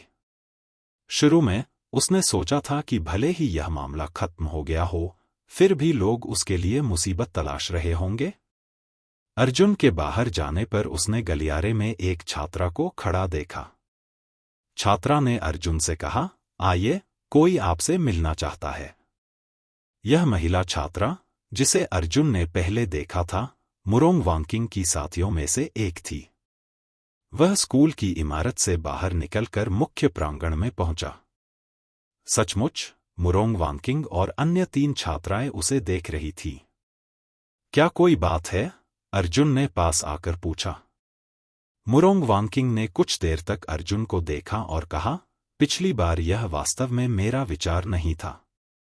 मैं आपको हुई परेशानी के लिए माफी चाहता हूं। अर्जुन मुस्कुराया, भूल जाओ, यह खत्म हो गया है। अप्रत्याशित रूप से मुरोंग वांकिंग ने सिर हिलाया और कहा, लेकिन इस बार मैंने आपके साथ परेशानी खोजने की पहल की। अध्याय 127 ईगल रैंकिंग। तुम्हारा क्या मतलब है? अर्जुन की अभिव्यक्ति बदल गई जब उसने खुद से सोचा, यह महिला इतनी अनिश्चित क्यों है? मुरोंग वांकिंग ने कोई जवाब नहीं दिया। इसके बजाय उसने अपनी हथेली उठाई और उसकी हथेली की एक लहर के साथ एक भयंकर युआन क्यूई अचानक जमीन पर आ गिरी। इसके तुरंत बाद उसने अपने दाहिने पैर से युआन क्यूई को जमीन में डाला, जिससे जमीन पर नीले पत्थर की स्लैब बहुत मजबूत हो गई। युआन क्यूई की वह धारा आश्चर्यजनक शक्ति के साथ नीचे की ओर बह रही थी, जिससे आसपास की जमीन हिंसक रूप से कांपने लगी। यहां तक कि वहां से गुजर रहे छात्र भी लगभग उड़ गए। हालांकि युआन क्यूई के सुदृढ़ीकरण से ब्लूस्टोन फुटपाथ को कोई नुकसान नहीं पहुंचा। इसके बजाय इसने पंखे के आकार की शॉक वेव को परावर्तित किया और अर्जुन की ओर बढ़ गया। अर्जुन को उम्मीद नहीं थी कि जैसे ही वह आगे बढ़ेगी, वह अपनी युआन क्यूई का उपयोग करेगी, और उसने अपने शरीर की रक्षा के लिए जल्दबाजी में अपनी युआन क्यूई का उपयोग किया। हालांकि पंखे के आकार की शॉकवेव बहुत शक्तिशाली थी। हालांकि अर्जुन ने इसे रोकने के लिए अपनी पूरी ताकत लगा दी थी, फिर भी वह पीछे की ओर उड़ गया। हवा में ही अर्जुन ने अपने शरीर को संतुलित किया और लगातार 2 बैकफ्लिप लगाए, फिर आखिरकार स्थिर होकर जमीन पर उतरा। उसी समय उसे अपने दिल में बहुत भारीपन महसूस हुआ। मुरोंग वांकिंग ने उस पर सीधे हमला करने के लिए अपनी युआन क्यूई का इस्तेमाल नहीं किया। सिर्फ शॉक वेव पर भरोसा करके उसने उसकी सारी सुरक्षा लगभग नष्ट कर दी थी। आसपास के छात्र हैरान रह गए और यह देखने के लिए एकत्र हो गए। मुरोंग वांकिंग अभी भी वहां शान से खड़ी थी। उसने अर्जुन से कहा, हर कोई अभी अभी हाओरन संप्रदाय में आया है और उसने हाओरन संप्रदाय की तकनीकों और मार्शल कौशल का अध्ययन नहीं किया है। अगर मैं अब तुम्हें मारूंगा तो इसे तुम्हें धमकाना माना जाएगा। ठीक से खेती करो। मैं थोड़ी देर में तुम्हें ढूंढने आऊंगा। यह मामला अभी खत्म नहीं हुआ है। ऐसा कहने के बाद मुरोंग वांकिंग अपने साथियों को लेकर आई और जाने के लिए मुड़ी। अर्जुन ने गंभीरता से मुरोंग वांकिंग की पीठ की ओर देखा। उसे पता था कि इस बार वह सिर्फ उसे संकेत भेज रही थी। ऐसा लग रहा था कि उसे जल्दी करना होगा और अपनी साधना का दायरा बढ़ाना होगा, अन्यथा अगली बार यह इतना आसान नहीं होगा। एक दिन बाद हाओरन अकादमी की पहली परीक्षा थी। अर्जुन ने पूरे प्रथम श्रेणी के कॉलेज की 30 कक्षाओं में प्रथम स्थान के साथ परीक्षा उत्तीर्ण की। स्वाभाविक रूप से अर्जुन को मार्शल आर्ट सिद्धांत के अपने ज्ञान पर भरोसा था। वह एक ऐसा व्यक्ति था जो अपना खुद का थंडर सेबर मार्शल कौशल बना सकता था। भले ही यह एज़्योर ड्रैगन की चाल ही क्यों न हो, यह उन तृतीय श्रेणी के संप्रदायों को इसके बदले में सार परिवर्तन की गोली का उपयोग करने के लिए प्रेरित करेगा। और इस बार अर्जुन के भयावह परिणामों ने, साथ ही एकलास अकादमी में परेशानी पैदा करने के उसके पिछले कदम ने, उसे अचानक प्रथम श्रेणी अकादमी में चर्चा का विषय बना दिया। हालांकि अर्जुन को इन सब की परवाह नहीं थी। उसे सबसे ज्यादा इस बात की परवाह थी कि वह आखिरकार मिशन पर जा सके और क्रेडिट कमा सके। जब तक उसके पास पर्याप्त क्रेडिट होगा, वह मूल परिवर्तन गोली और एंटी-इलेक्ट्रिक फॉर्मूला के लिए विनिमय करने में सक्षम होगा। उस समय थंडर के 9 परिवर्तन उसे एक और मंजिल पर चढ़ने की अनुमति देंगे। अगले दिन अर्जुन ने पहली बार हाओरन संप्रदाय के शाखा हॉल में कदम रखा। यह पूरे ब्लू टाइड महाद्वीप में सबसे अधिक प्रतीक्षित स्थान था।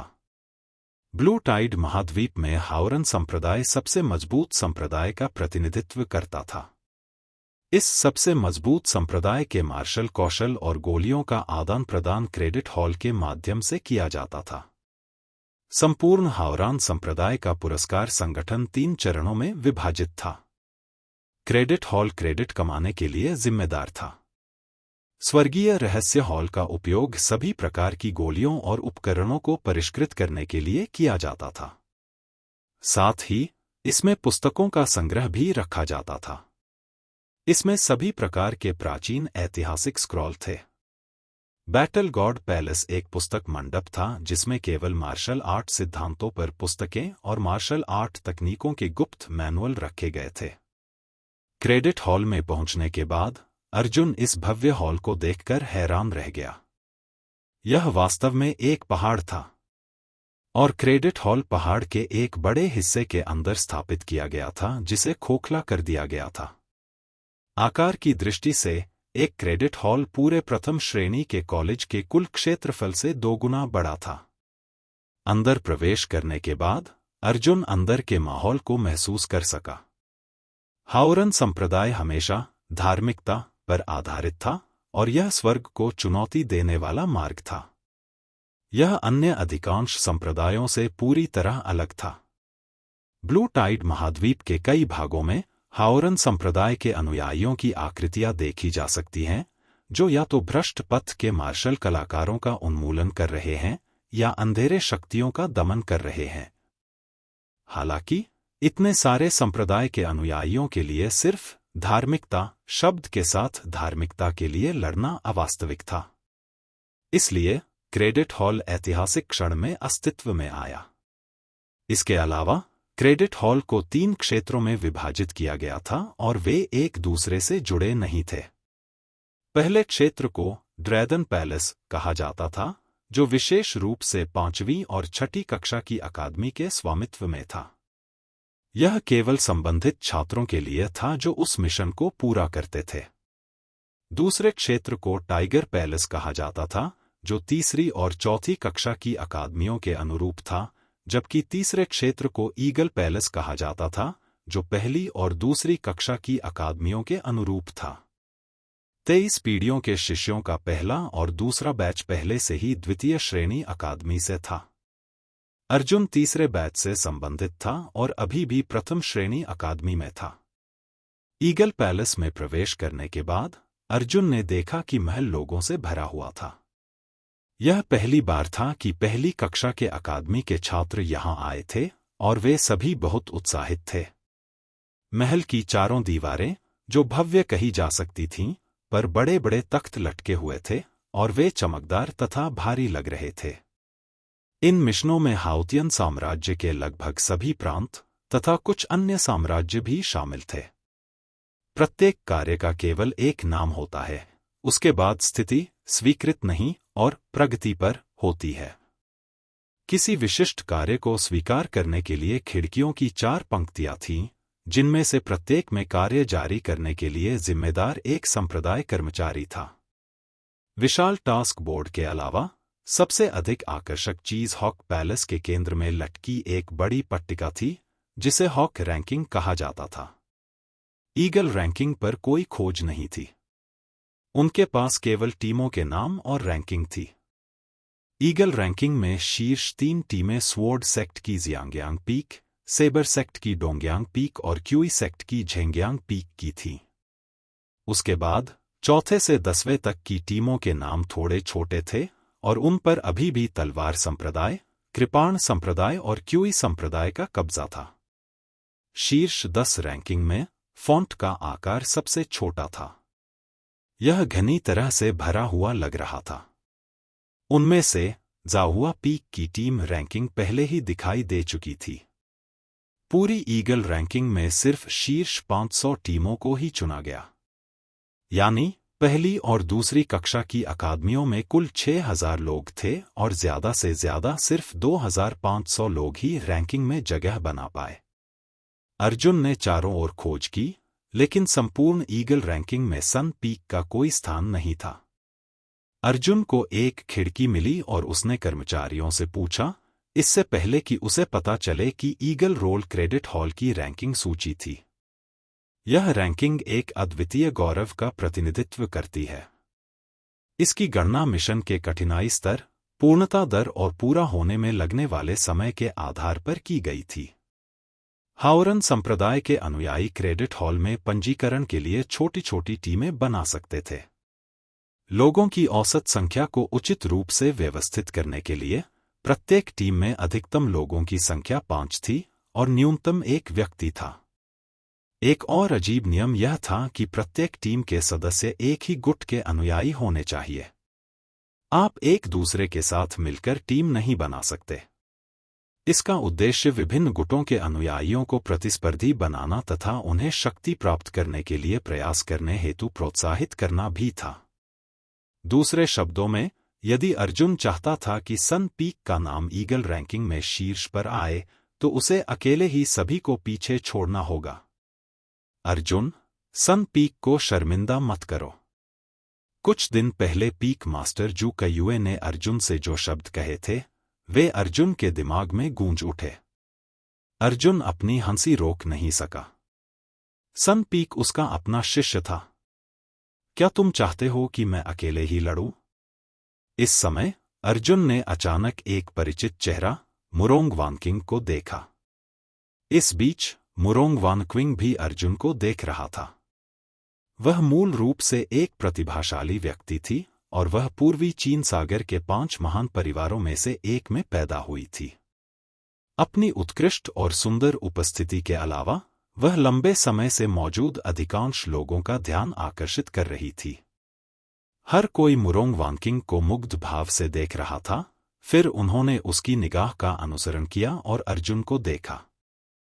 कुछ देर की शांति के बाद तुरंत ही वहां विस्फोट हो गया। हा, यह सूर्य शिखर का शिष्य है। हे भगवान! सन पीक ने सचमुच एक शिष्य की भर्ती कर ली है। सेकंड ग्रेड एकेडमी के कई छात्र भी हैरान रह गए। क्या आपको लगता है कि सन पीक का नाम ईगल रैंकिंग में आने की संभावना है? सिर्फ अकेले? भीड़ जोर से हंसने लगी। यहां तक कि स्टाफ का एक हिस्सा भी सन पीक शब्द सुनकर अर्जुन को घूरने से खुद को नहीं रोक सका। अध्याय 128 उन्नति नियम। अर्जुन ने भीड़ की आलोचना पर कोई टिप्पणी नहीं की। अब उनसे बहस करने का कोई मतलब नहीं था। उसे बस अपने कामों से यह दिखाना था। ठीक इसी समय चर्चाओं से भरा ईगल पैलेस अचानक उबलने लगा। सभी ने अपनी निगाहें एक ओर घुमाईं और वह ईगल पैलेस का प्रवेश द्वार था। अर्जुन ने भी सबकी निगाहों का अनुसरण किया और एक साथ देखा। हालांकि उसने देखा कि 4 असाधारण दिखने वाले युवक लोगों के एक बड़े समूह के नीचे से गुजर रहे थे। ये 4 लोग पूर्वी चीन सागर के 5 कुलीन परिवारों में से अन्य 4 थे।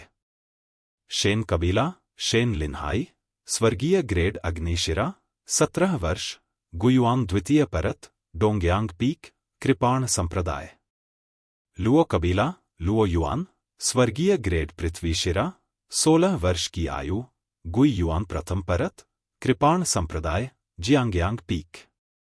फेंग कबीला, फेंग झाओकी, स्वर्गीय ग्रेड लकड़ी नस, 16 वर्ष, गुयुआन प्रथम परत, तलवार संप्रदाय, जियांगयांग पीक। जियांग कबीला, जियांग यू, महिला, स्वर्गीय जलशिरा, 17 वर्ष, गुई युआन प्रथम परत, क्यूई संप्रदाय, झेंगयांग शिखर। इसके अलावा मुरोंग कबीले, मुरोंग वानकिंग, स्वर्गीय ग्रेड अग्नि नस, 16 वर्ष की आयु, गुयुआन द्वितीय परत, तलवार संप्रदाय के जियांगयांग शिखर। पूर्वी चीन सागर के 5 महान कुलों के लोग वहां पहुंचे थे। ये 5 लोग न केवल प्रमुख स्थिति के थे, बल्कि उनकी प्रतिभा और साधना भी असामान्य कही जा सकती थी। जैसे ही वे 5 वहां पहुंचे, वे तुरंत पूरे ईगल पैलेस का ध्यान अपनी ओर आकर्षित करने लगे। यहां तक कि सेकंड ग्रेड अकादमी के सीनियर्स भी उन 5 के कारण लाइमलाइट से वंचित रह गए। इससे पहले हर कोई अभी भी अर्जुन को देख रहा था। ऐसा इसलिए था क्योंकि अर्जुन की स्थिति विशेष थी, क्योंकि केवल अर्जुन ही सूर्य शिखर का शिष्य था।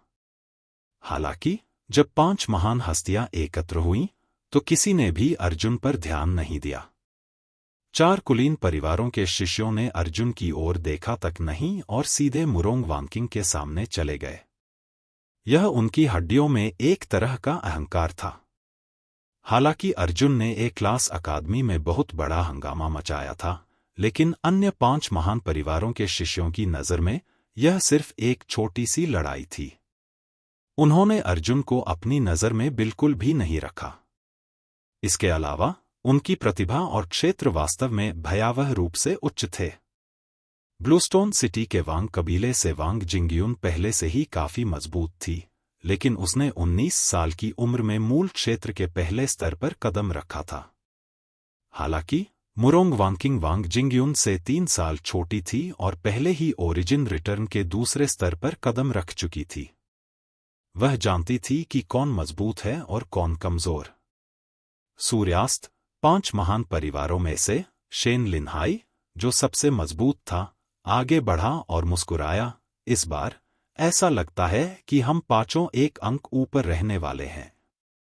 मुरोंग वांकिंग अभिमानी था और उसने उदासीनता से कहा, चिंता मत करो, ईगल रैंकिंग में पहला स्थान हमारे तलवार संप्रदाय का होना चाहिए। हाँ, सनसेट अभी भी इतना आश्वस्त है, लुओ कबीले के लुओ युआन ने हंसते हुए कहा, लेकिन हमारा कृपाण संप्रदाय सूखा भोजन नहीं खाता है। इस ईगल रैंकिंग को देखें, वर्तमान में पहला स्थान हमारा कृपाण संप्रदाय है।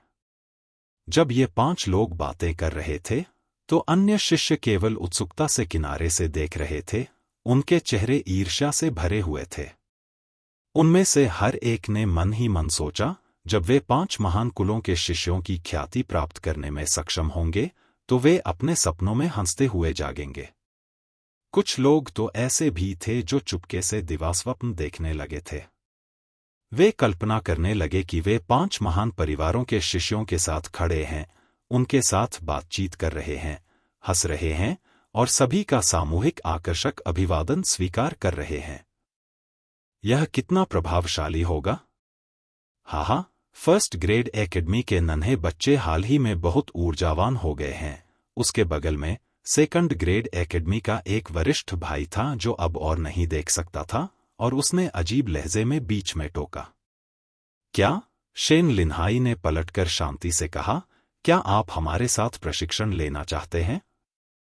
सच कहूं तो मुझे द्वितीय श्रेणी अकादमी के लोगों की बिल्कुल भी परवाह नहीं है। सेकंड ग्रेड अकादमी के वरिष्ठ प्रशिक्षु भाई ने यह बात केवल लापरवाही से कही। उसे उम्मीद नहीं थी कि शेन लिनहाई इसे गंभीरता से लेगा। उस समय उसका चेहरा लाल था और कान लाल थे।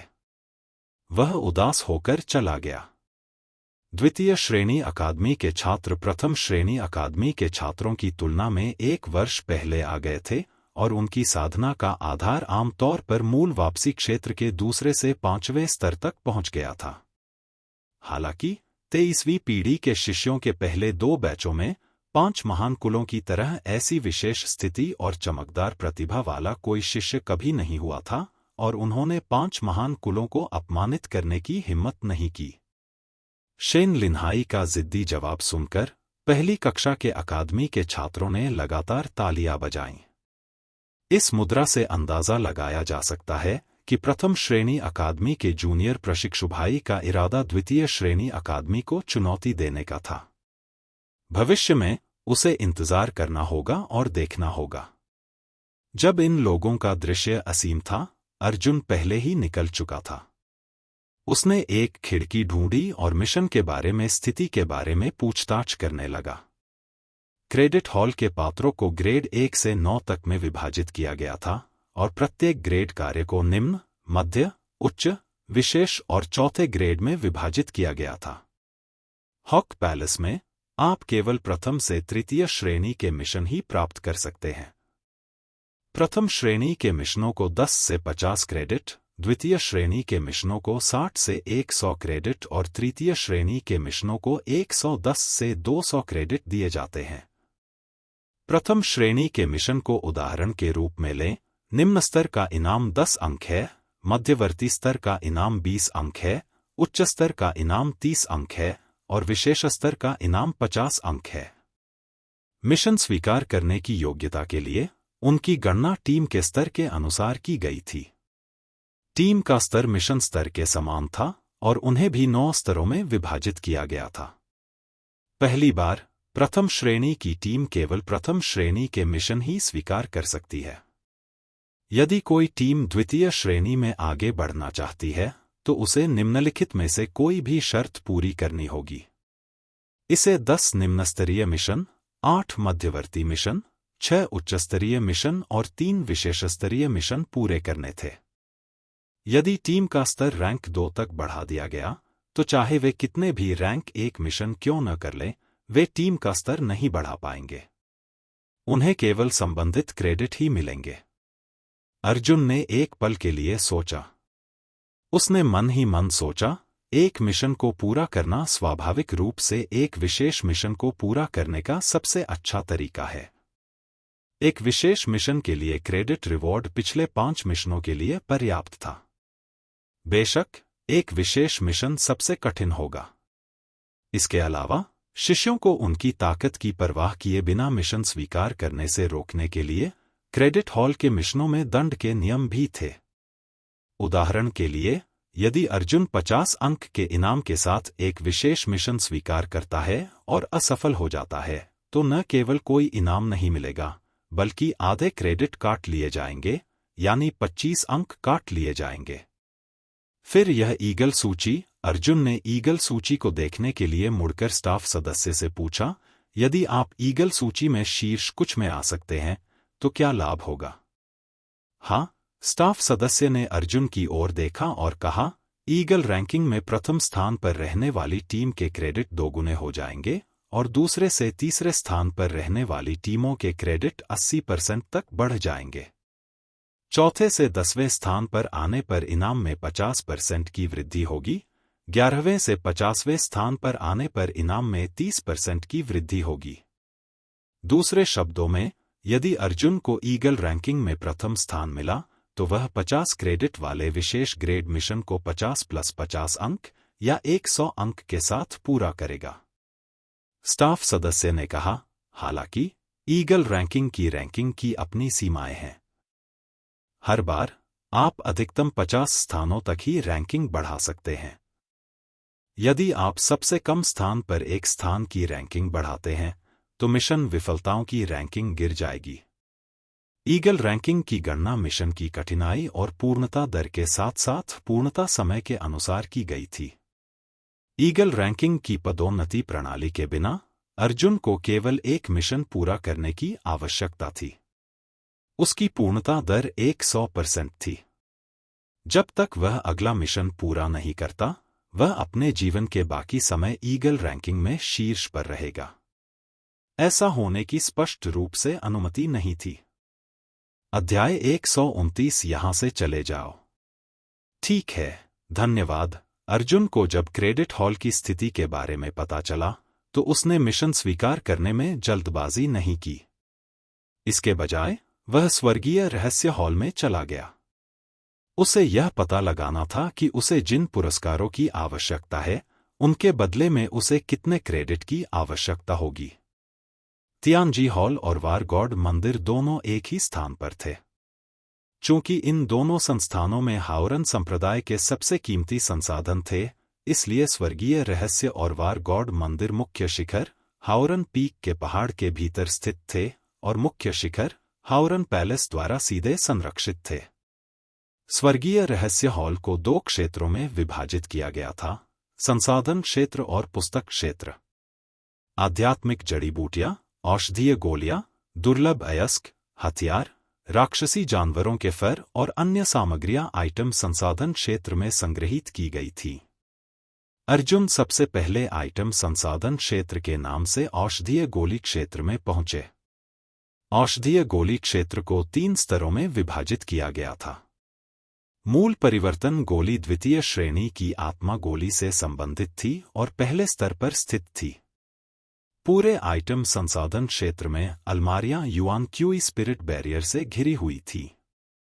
शिष्य केवल देख सकते थे और उन्हें अपनी इच्छा से उठा नहीं सकते थे। N 500 points. अर्जुन ने सिर हिलाया। ओरिजिन ट्रांसफॉर्मेशन पिल को एक्सचेंज करने के लिए 500 क्रेडिट की आवश्यकता थी। यह वास्तव में मूल्यवान था। लेकिन अर्जुन दूसरे क्षेत्र में खिसक गया, गोली शोधन सामग्री क्षेत्र। अर्जुन के दिल में एसेंस ट्रांसफॉर्मेशन पिल जैसी गोली का फार्मूला था। एसेंस ट्रांसफॉर्मेशन पिल को परिष्कृत करने के लिए आवश्यक सभी सामग्रियों को देखने के बाद वह तुरंत हंस पड़ा। 100 क्रेडिट बुरा नहीं है। ओरिजिन ट्रांसफॉर्मेशन पिल के लिए सीधे एक्सचेंज करने के लिए 500 क्रेडिट लगेंगे, लेकिन अगर वह ओरिजिन ट्रांसफॉर्मेशन पिल को परिष्कृत करने के लिए सामग्री का आदान प्रदान करता है तो उसे केवल 100 क्रेडिट की आवश्यकता होगी। इसे खुद परिष्कृत करना सबसे अच्छा होगा। फिर अर्जुन पुस्तकालय क्षेत्र में गया। पुस्तक क्षेत्र को भी कई प्रभागों में विभाजित किया गया है, अर्थात ऐतिहासिक साहित्य क्षेत्र, कीमिया क्षेत्र, कलाकृति शोधन क्षेत्र, मार्शल आर्ट सिद्धांत क्षेत्र और विविध चर्चा क्षेत्र। अर्जुन ने विविध चर्चा क्षेत्र की पहली मंजिल पर मार्शल कलाकारों के बिजली के प्रति प्रतिरोध को बढ़ाने के लिए 3 सूत्र खोजे। हालांकि ये सूत्र पर्याप्त उच्च नहीं थे और उनके द्वारा पहले इस्तेमाल किए गए सूत्रों से ज्यादा बेहतर नहीं थे। वह दूसरी मंजिल पर गया और 2 और सूत्र ढूंढ निकाले। पहला सूत्र वही था जो उसने पहले इस्तेमाल किया था और वह बेकार था। दूसरा फॉर्मूला उनके द्वारा पहले इस्तेमाल किए गए फॉर्मूले से सिर्फ एक स्तर ऊपर था। इसे लाइटनिंग रेजिस्टेंट मिक्सचर फॉर्मूला कहा जाता था। बिल्कुल, मुझे मिल गया। अर्जुन की आंखें चमक उठीं। हाओरन संप्रदाय जैसे बड़े संप्रदाय में वाकई कुछ ऐसा था जिसकी उसे जरूरत थी। हालांकि एकमात्र समस्या यह थी कि इस बिजली प्रतिरोधी मिश्रित फॉर्मूले के लिए 500 क्रेडिट तक की आवश्यकता थी। अर्जुन मुस्कुराया और कहा, यह वास्तव में महंगा है। हालांकि उसके पास कोई विकल्प नहीं था। अगर वह जुआन किंगजू से बदला लेना चाहता था तो उसे अपनी साधना बढ़ाने के लिए हर संभव उपाय करना था। 500 अंक तो दूर, 5000 अंक भी बहादुरी से हासिल करने थे। क्या आप एक प्रथम श्रेणी के विशेष मिशन को स्वीकार करना चाहते हैं? क्रेडिट हॉल की खिड़की में कर्मचारी अर्जुन को बड़ी आंखों से घूर रहे थे, जैसे कि वे पुष्टि कर रहे हों कि अर्जुन गलत था या नहीं। यह सही है, अर्जुन ने अपनी बात की पुष्टि की। स्टाफ के सदस्य ने चौंककर अपना सिर नीचे किया और अपने हाथ में एक स्क्रॉल देखा। उसने अपना सिर ऊपर उठाया और कहा, छोटे जूनियर भाई, क्या तुम पागल हो? अगर मैं गलत नहीं हूं तो तुम अपनी नई पंजीकृत सन्स टीम के एकमात्र सदस्य हो। आपको यह जानना होगा कि असफल मिशन से क्रेडिट घटाना कोई बड़ी बात नहीं है। यदि आप अपनी जान जोखिम में डालते हैं तो लाभ हानि के बराबर नहीं होगा। सन उन टीमों के नाम थे जिनके साथ अर्जुन ने पंजीकरण कराया था। अर्जुन ने कहा, वरिष्ठ भाई, आपकी चिंता के लिए धन्यवाद, लेकिन मैंने पहले ही अपना मन बना लिया है। कृपया मुझे प्रथम श्रेणी के विशेष खोज की स्क्रॉल सूची दें। स्टाफ के सदस्य ने अर्जुन को ध्यान से देखा और अपने पीछे लकड़ी की शेल्फ से एक स्क्रॉल निकाला। फर्स्ट ग्रेड स्पेशल क्वेस्ट की सूची अंदर है। एक चुनने के बाद मुझे बताएं। मैं आपको क्वेस्ट का विवरण दूंगा। जब उसने यह कहा तो कर्मचारी भावशून्य था। जाहिर है उसे विश्वास था कि अर्जुन मौत को आमंत्रित कर रहा था, तो उसे मनाने की क्या जरूरत थी। अर्जुन ने पुस्तक खोली। पूरी पुस्तक एक विषय सूची थी। यहां अनगिनत मिशन थे। अर्जुन ने जल्दी से उन सभी को स्कैन किया और तुरंत एक विशेष मिशन की ओर आकर्षित हो गया। मिशन निर्देशिका, टियर 2 मूल परिवर्तन गोलियों का शोधन। ओह, अभी भी इस तरह का मिशन है। अर्जुन अपने दिल में खुश था। यह पता चला कि मिशनों में औषधीय गोलियों को परिष्कृत करने की श्रेणियां भी थी। इस तरह का मिशन अर्जुन के लिए सबसे उपयुक्त था।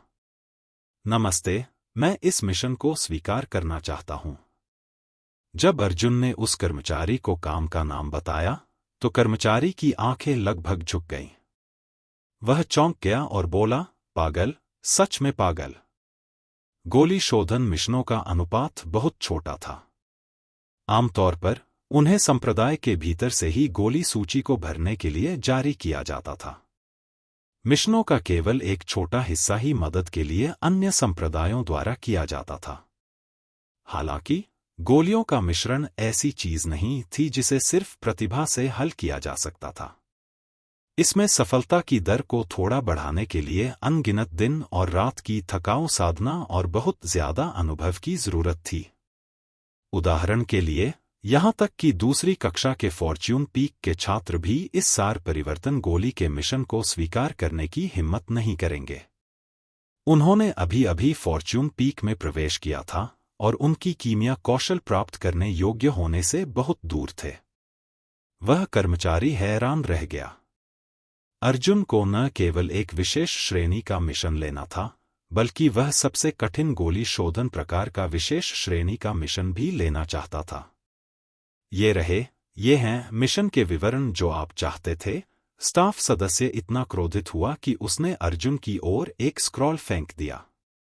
धन्यवाद। अर्जुन ने स्क्रॉल लिया और सीधे फॉर्च्यून पीक की ओर चल दिया। चलते चलते वह मिशन के विवरण पर नजर डाल रहा था। मिशन का नाम रिफाइनिंग टियर 2 एसेंस ट्रांसफॉर्मेशन पिल। सामग्री रिफाइनिंग टियर 2 सार परिवर्तन की गोली। विफलताओं की संख्या सीमित करें 5। सीमित समय सीमा 9 दिन।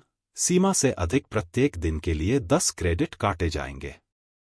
यह मेरे कानों के लिए संगीत है। अर्जुन के मुंह के कोने थोड़े मुड़े हुए थे। वह वास्तव में जो कुछ भी करना चाहता था, वह करना चाहता था। वह व्यक्तिगत रूप से सार परिवर्तन की गोली को परिष्कृत करने वाला था, लेकिन ऐसा हुआ कि वह इस कार्य का उपयोग अभ्यास के लिए कर सकता था। जाहुआ चोटी हाओरन संप्रदाय की 5 एकांत चोटियों में से एक थी। चोटी के स्वामी का उपनाम हाफ ए गॉड था। केवल मुट्ठी भर लोग ही उसका नाम जानते थे।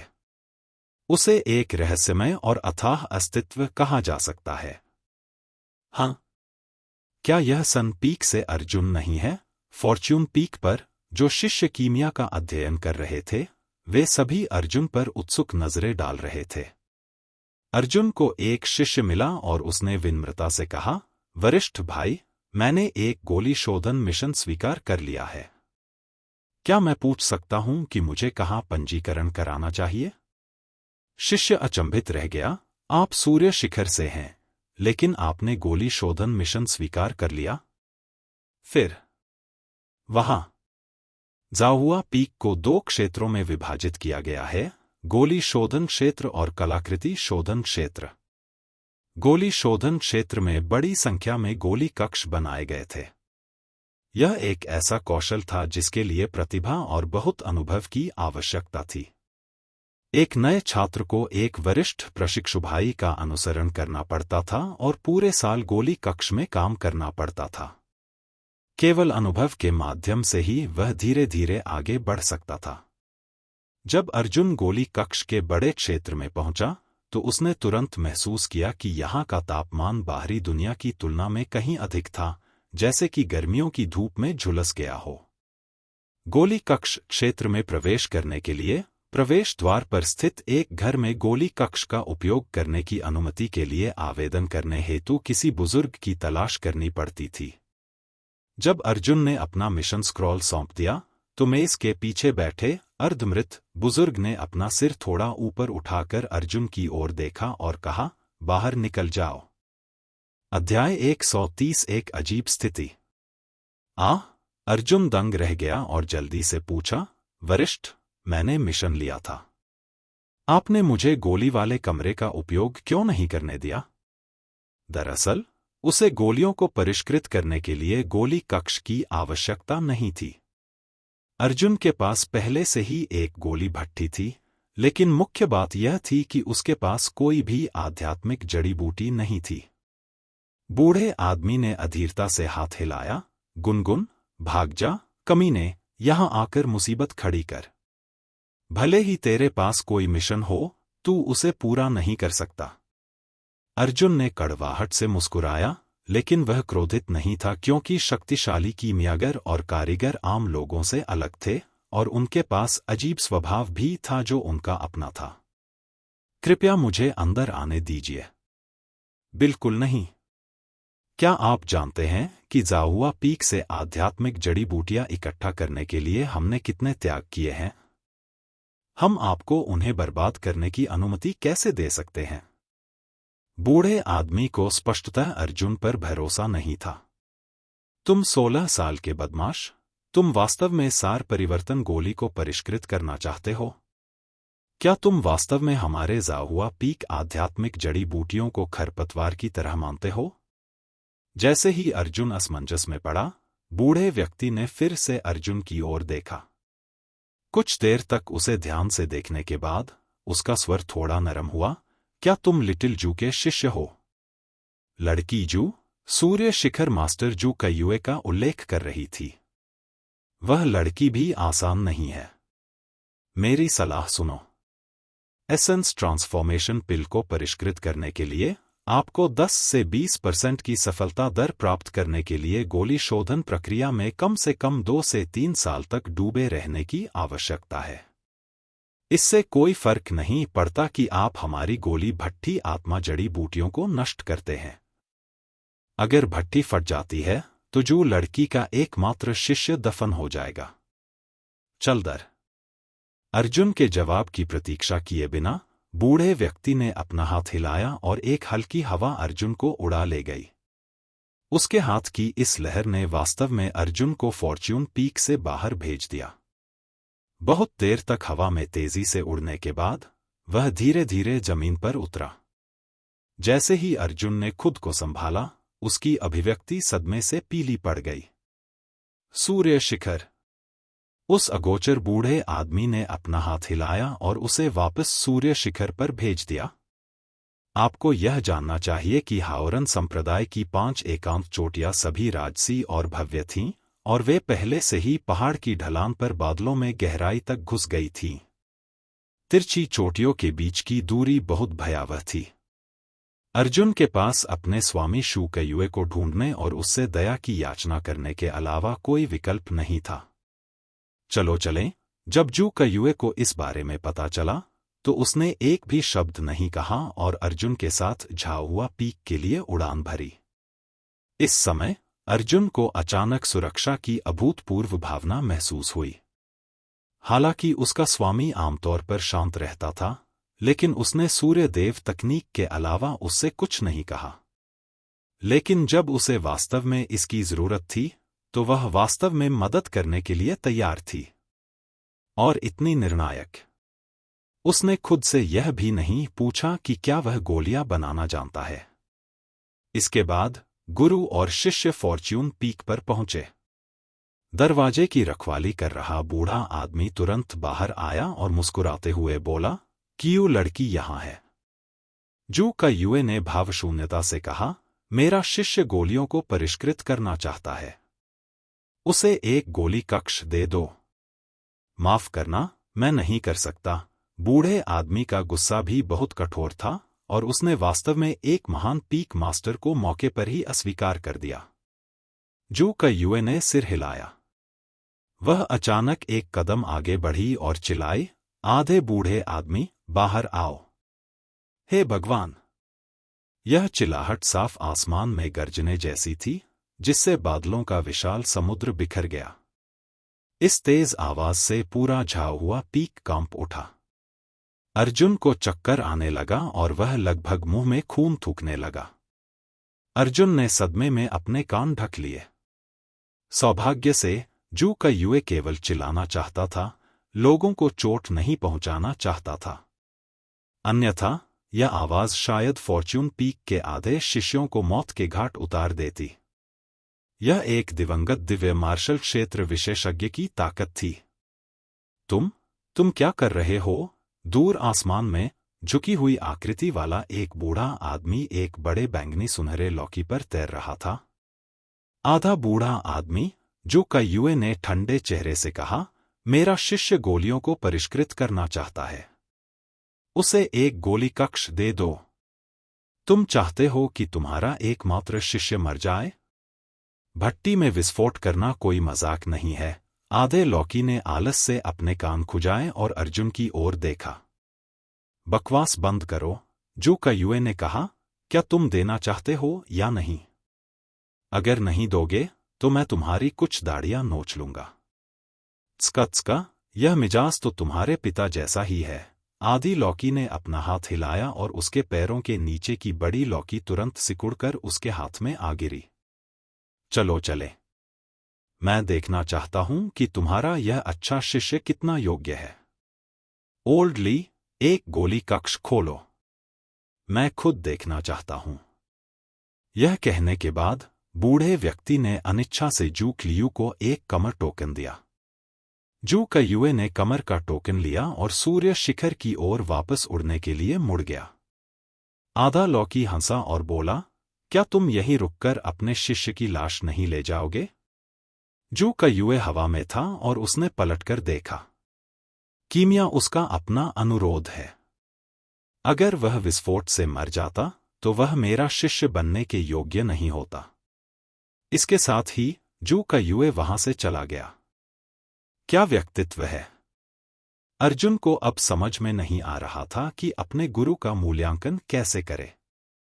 एक गर्म और शुष्क गोली वाले कमरे के अंदर एक आधा लौकी दरवाजे पर पैर फैलाकर बैठी थी और बोली, आत्मा की जड़ी बूटियां और गोली बनाने की भट्टियां सब यहां हैं। चलो शुरू करते हैं। इस आधे लौकी का व्यक्तित्व भी काफी अच्छा था। अर्जुन से पूछे बिना कि क्या वह सार परिवर्तन की गोली का फार्मूला जानता है, उसने अपनी आंखें सिकोड़ ली और सो गया। अर्जुन ने गहरी सांस ली और एक निश्चित अनुपात के अनुसार दर्जनों आध्यात्मिक जड़ी बूटियां तैयार की। फिर उसने गोली की भट्टी खोली और उसमें सामग्री डाल दी। यह पहली बार था जब उसने इसे परिष्कृत किया था और वह काफी सतर्क था। अर्जुन ने केवल एक गोली डाली। सब कुछ तैयार हो जाने के बाद भट्टी में गोलियों की आग जल उठी। अर्जुन की आंखों में बिजली सी चमक उठी और वह गोलियों की भट्टी के अंदर की स्थिति को साफ साफ देख सकता था। कोई भी विवरण उसकी नजर से बच नहीं सकता था। आग की लपटें उठना, आध्यात्मिक जड़ी बूटियां संघनित होना तथा एक दूसरे के साथ बातचीत करना, यह एक बहुत ही जटिल प्रक्रिया थी। इस प्रक्रिया में कीमियागर की आग, समय और भट्टी में होने वाले अंतहीन बदलावों के प्रति तत्काल प्रतिक्रिया पर विचार किया गया। अर्जुन ने अपनी अर्ध युआन क्यूई का उपयोग गोली की लौ को बिल्कुल सही स्तर पर नियंत्रित करने के लिए किया, न थोड़ा अधिक न थोड़ा कम। उसके बगल में लेटे लौकी के आधे सदस्य ने बिना कुछ बोले अपनी टांगें क्रॉस कर लीं और उसकी आंखें कसकर बंद थीं। 2 घंटे से अधिक समय बीत चुका था और अर्जुन का माथा पसीने से लथपथ था, लेकिन उसकी अभिव्यक्ति अधिक से अधिक गंभीर होती जा रही थी। 1 और घंटा बीत गया और अचानक गोली भट्टी के अंदर से एक धमाका हुआ। सभी सामग्रियां नष्ट हो गईं। यह असंभव है। अर्जुन की आंखें अविश्वास से चौड़ी हो गईं। उन्होंने स्पष्टतः आग लगने के समय को बहुत ही उत्तम स्तर तक नियंत्रित किया था, फिर वे असफल क्यों हुए? अर्जुन को इस बात पर यकीन नहीं हुआ और उसने दूसरे बैच को परिष्कृत करना जारी रखा। हालांकि इस बार 3 घंटे बाद गोली शोधन विफल हो गया। आध्यात्मिक जड़ी बूटियों की पूरी भट्टी नष्ट हो गई। हालांकि वह भट्टियां विस्फोट करने में उतना बुरा नहीं था, लेकिन यह असफलता उसे मार डालने के लिए पर्याप्त थी। अगर वह 5 बार असफल होता तो मिशन खत्म हो जाता। अर्जुन ने उत्सुकता से अपने माथे से पसीना पोंछा। उसने मन ही मन सोचा कि पिछली बार वह टियर 3 औषधीय गोली को सफलतापूर्वक परिष्कृत करने में सक्षम था। वह टियर 2 मूल परिवर्तन गोली को परिष्कृत क्यों नहीं कर सका, चाहे कुछ भी हो? समस्या क्या थी? इस समय उसके पीछे खड़ी लौकी का आधा हिस्सा सचमुच खर्राटे लेने लगा। जरूर कुछ गड़बड़ है। अर्जुन ने भौहें सिकोड़ी और गोली वाले कमरे में इधर-उधर घूमते हुए लगातार मामले के मूल पर विचार किया।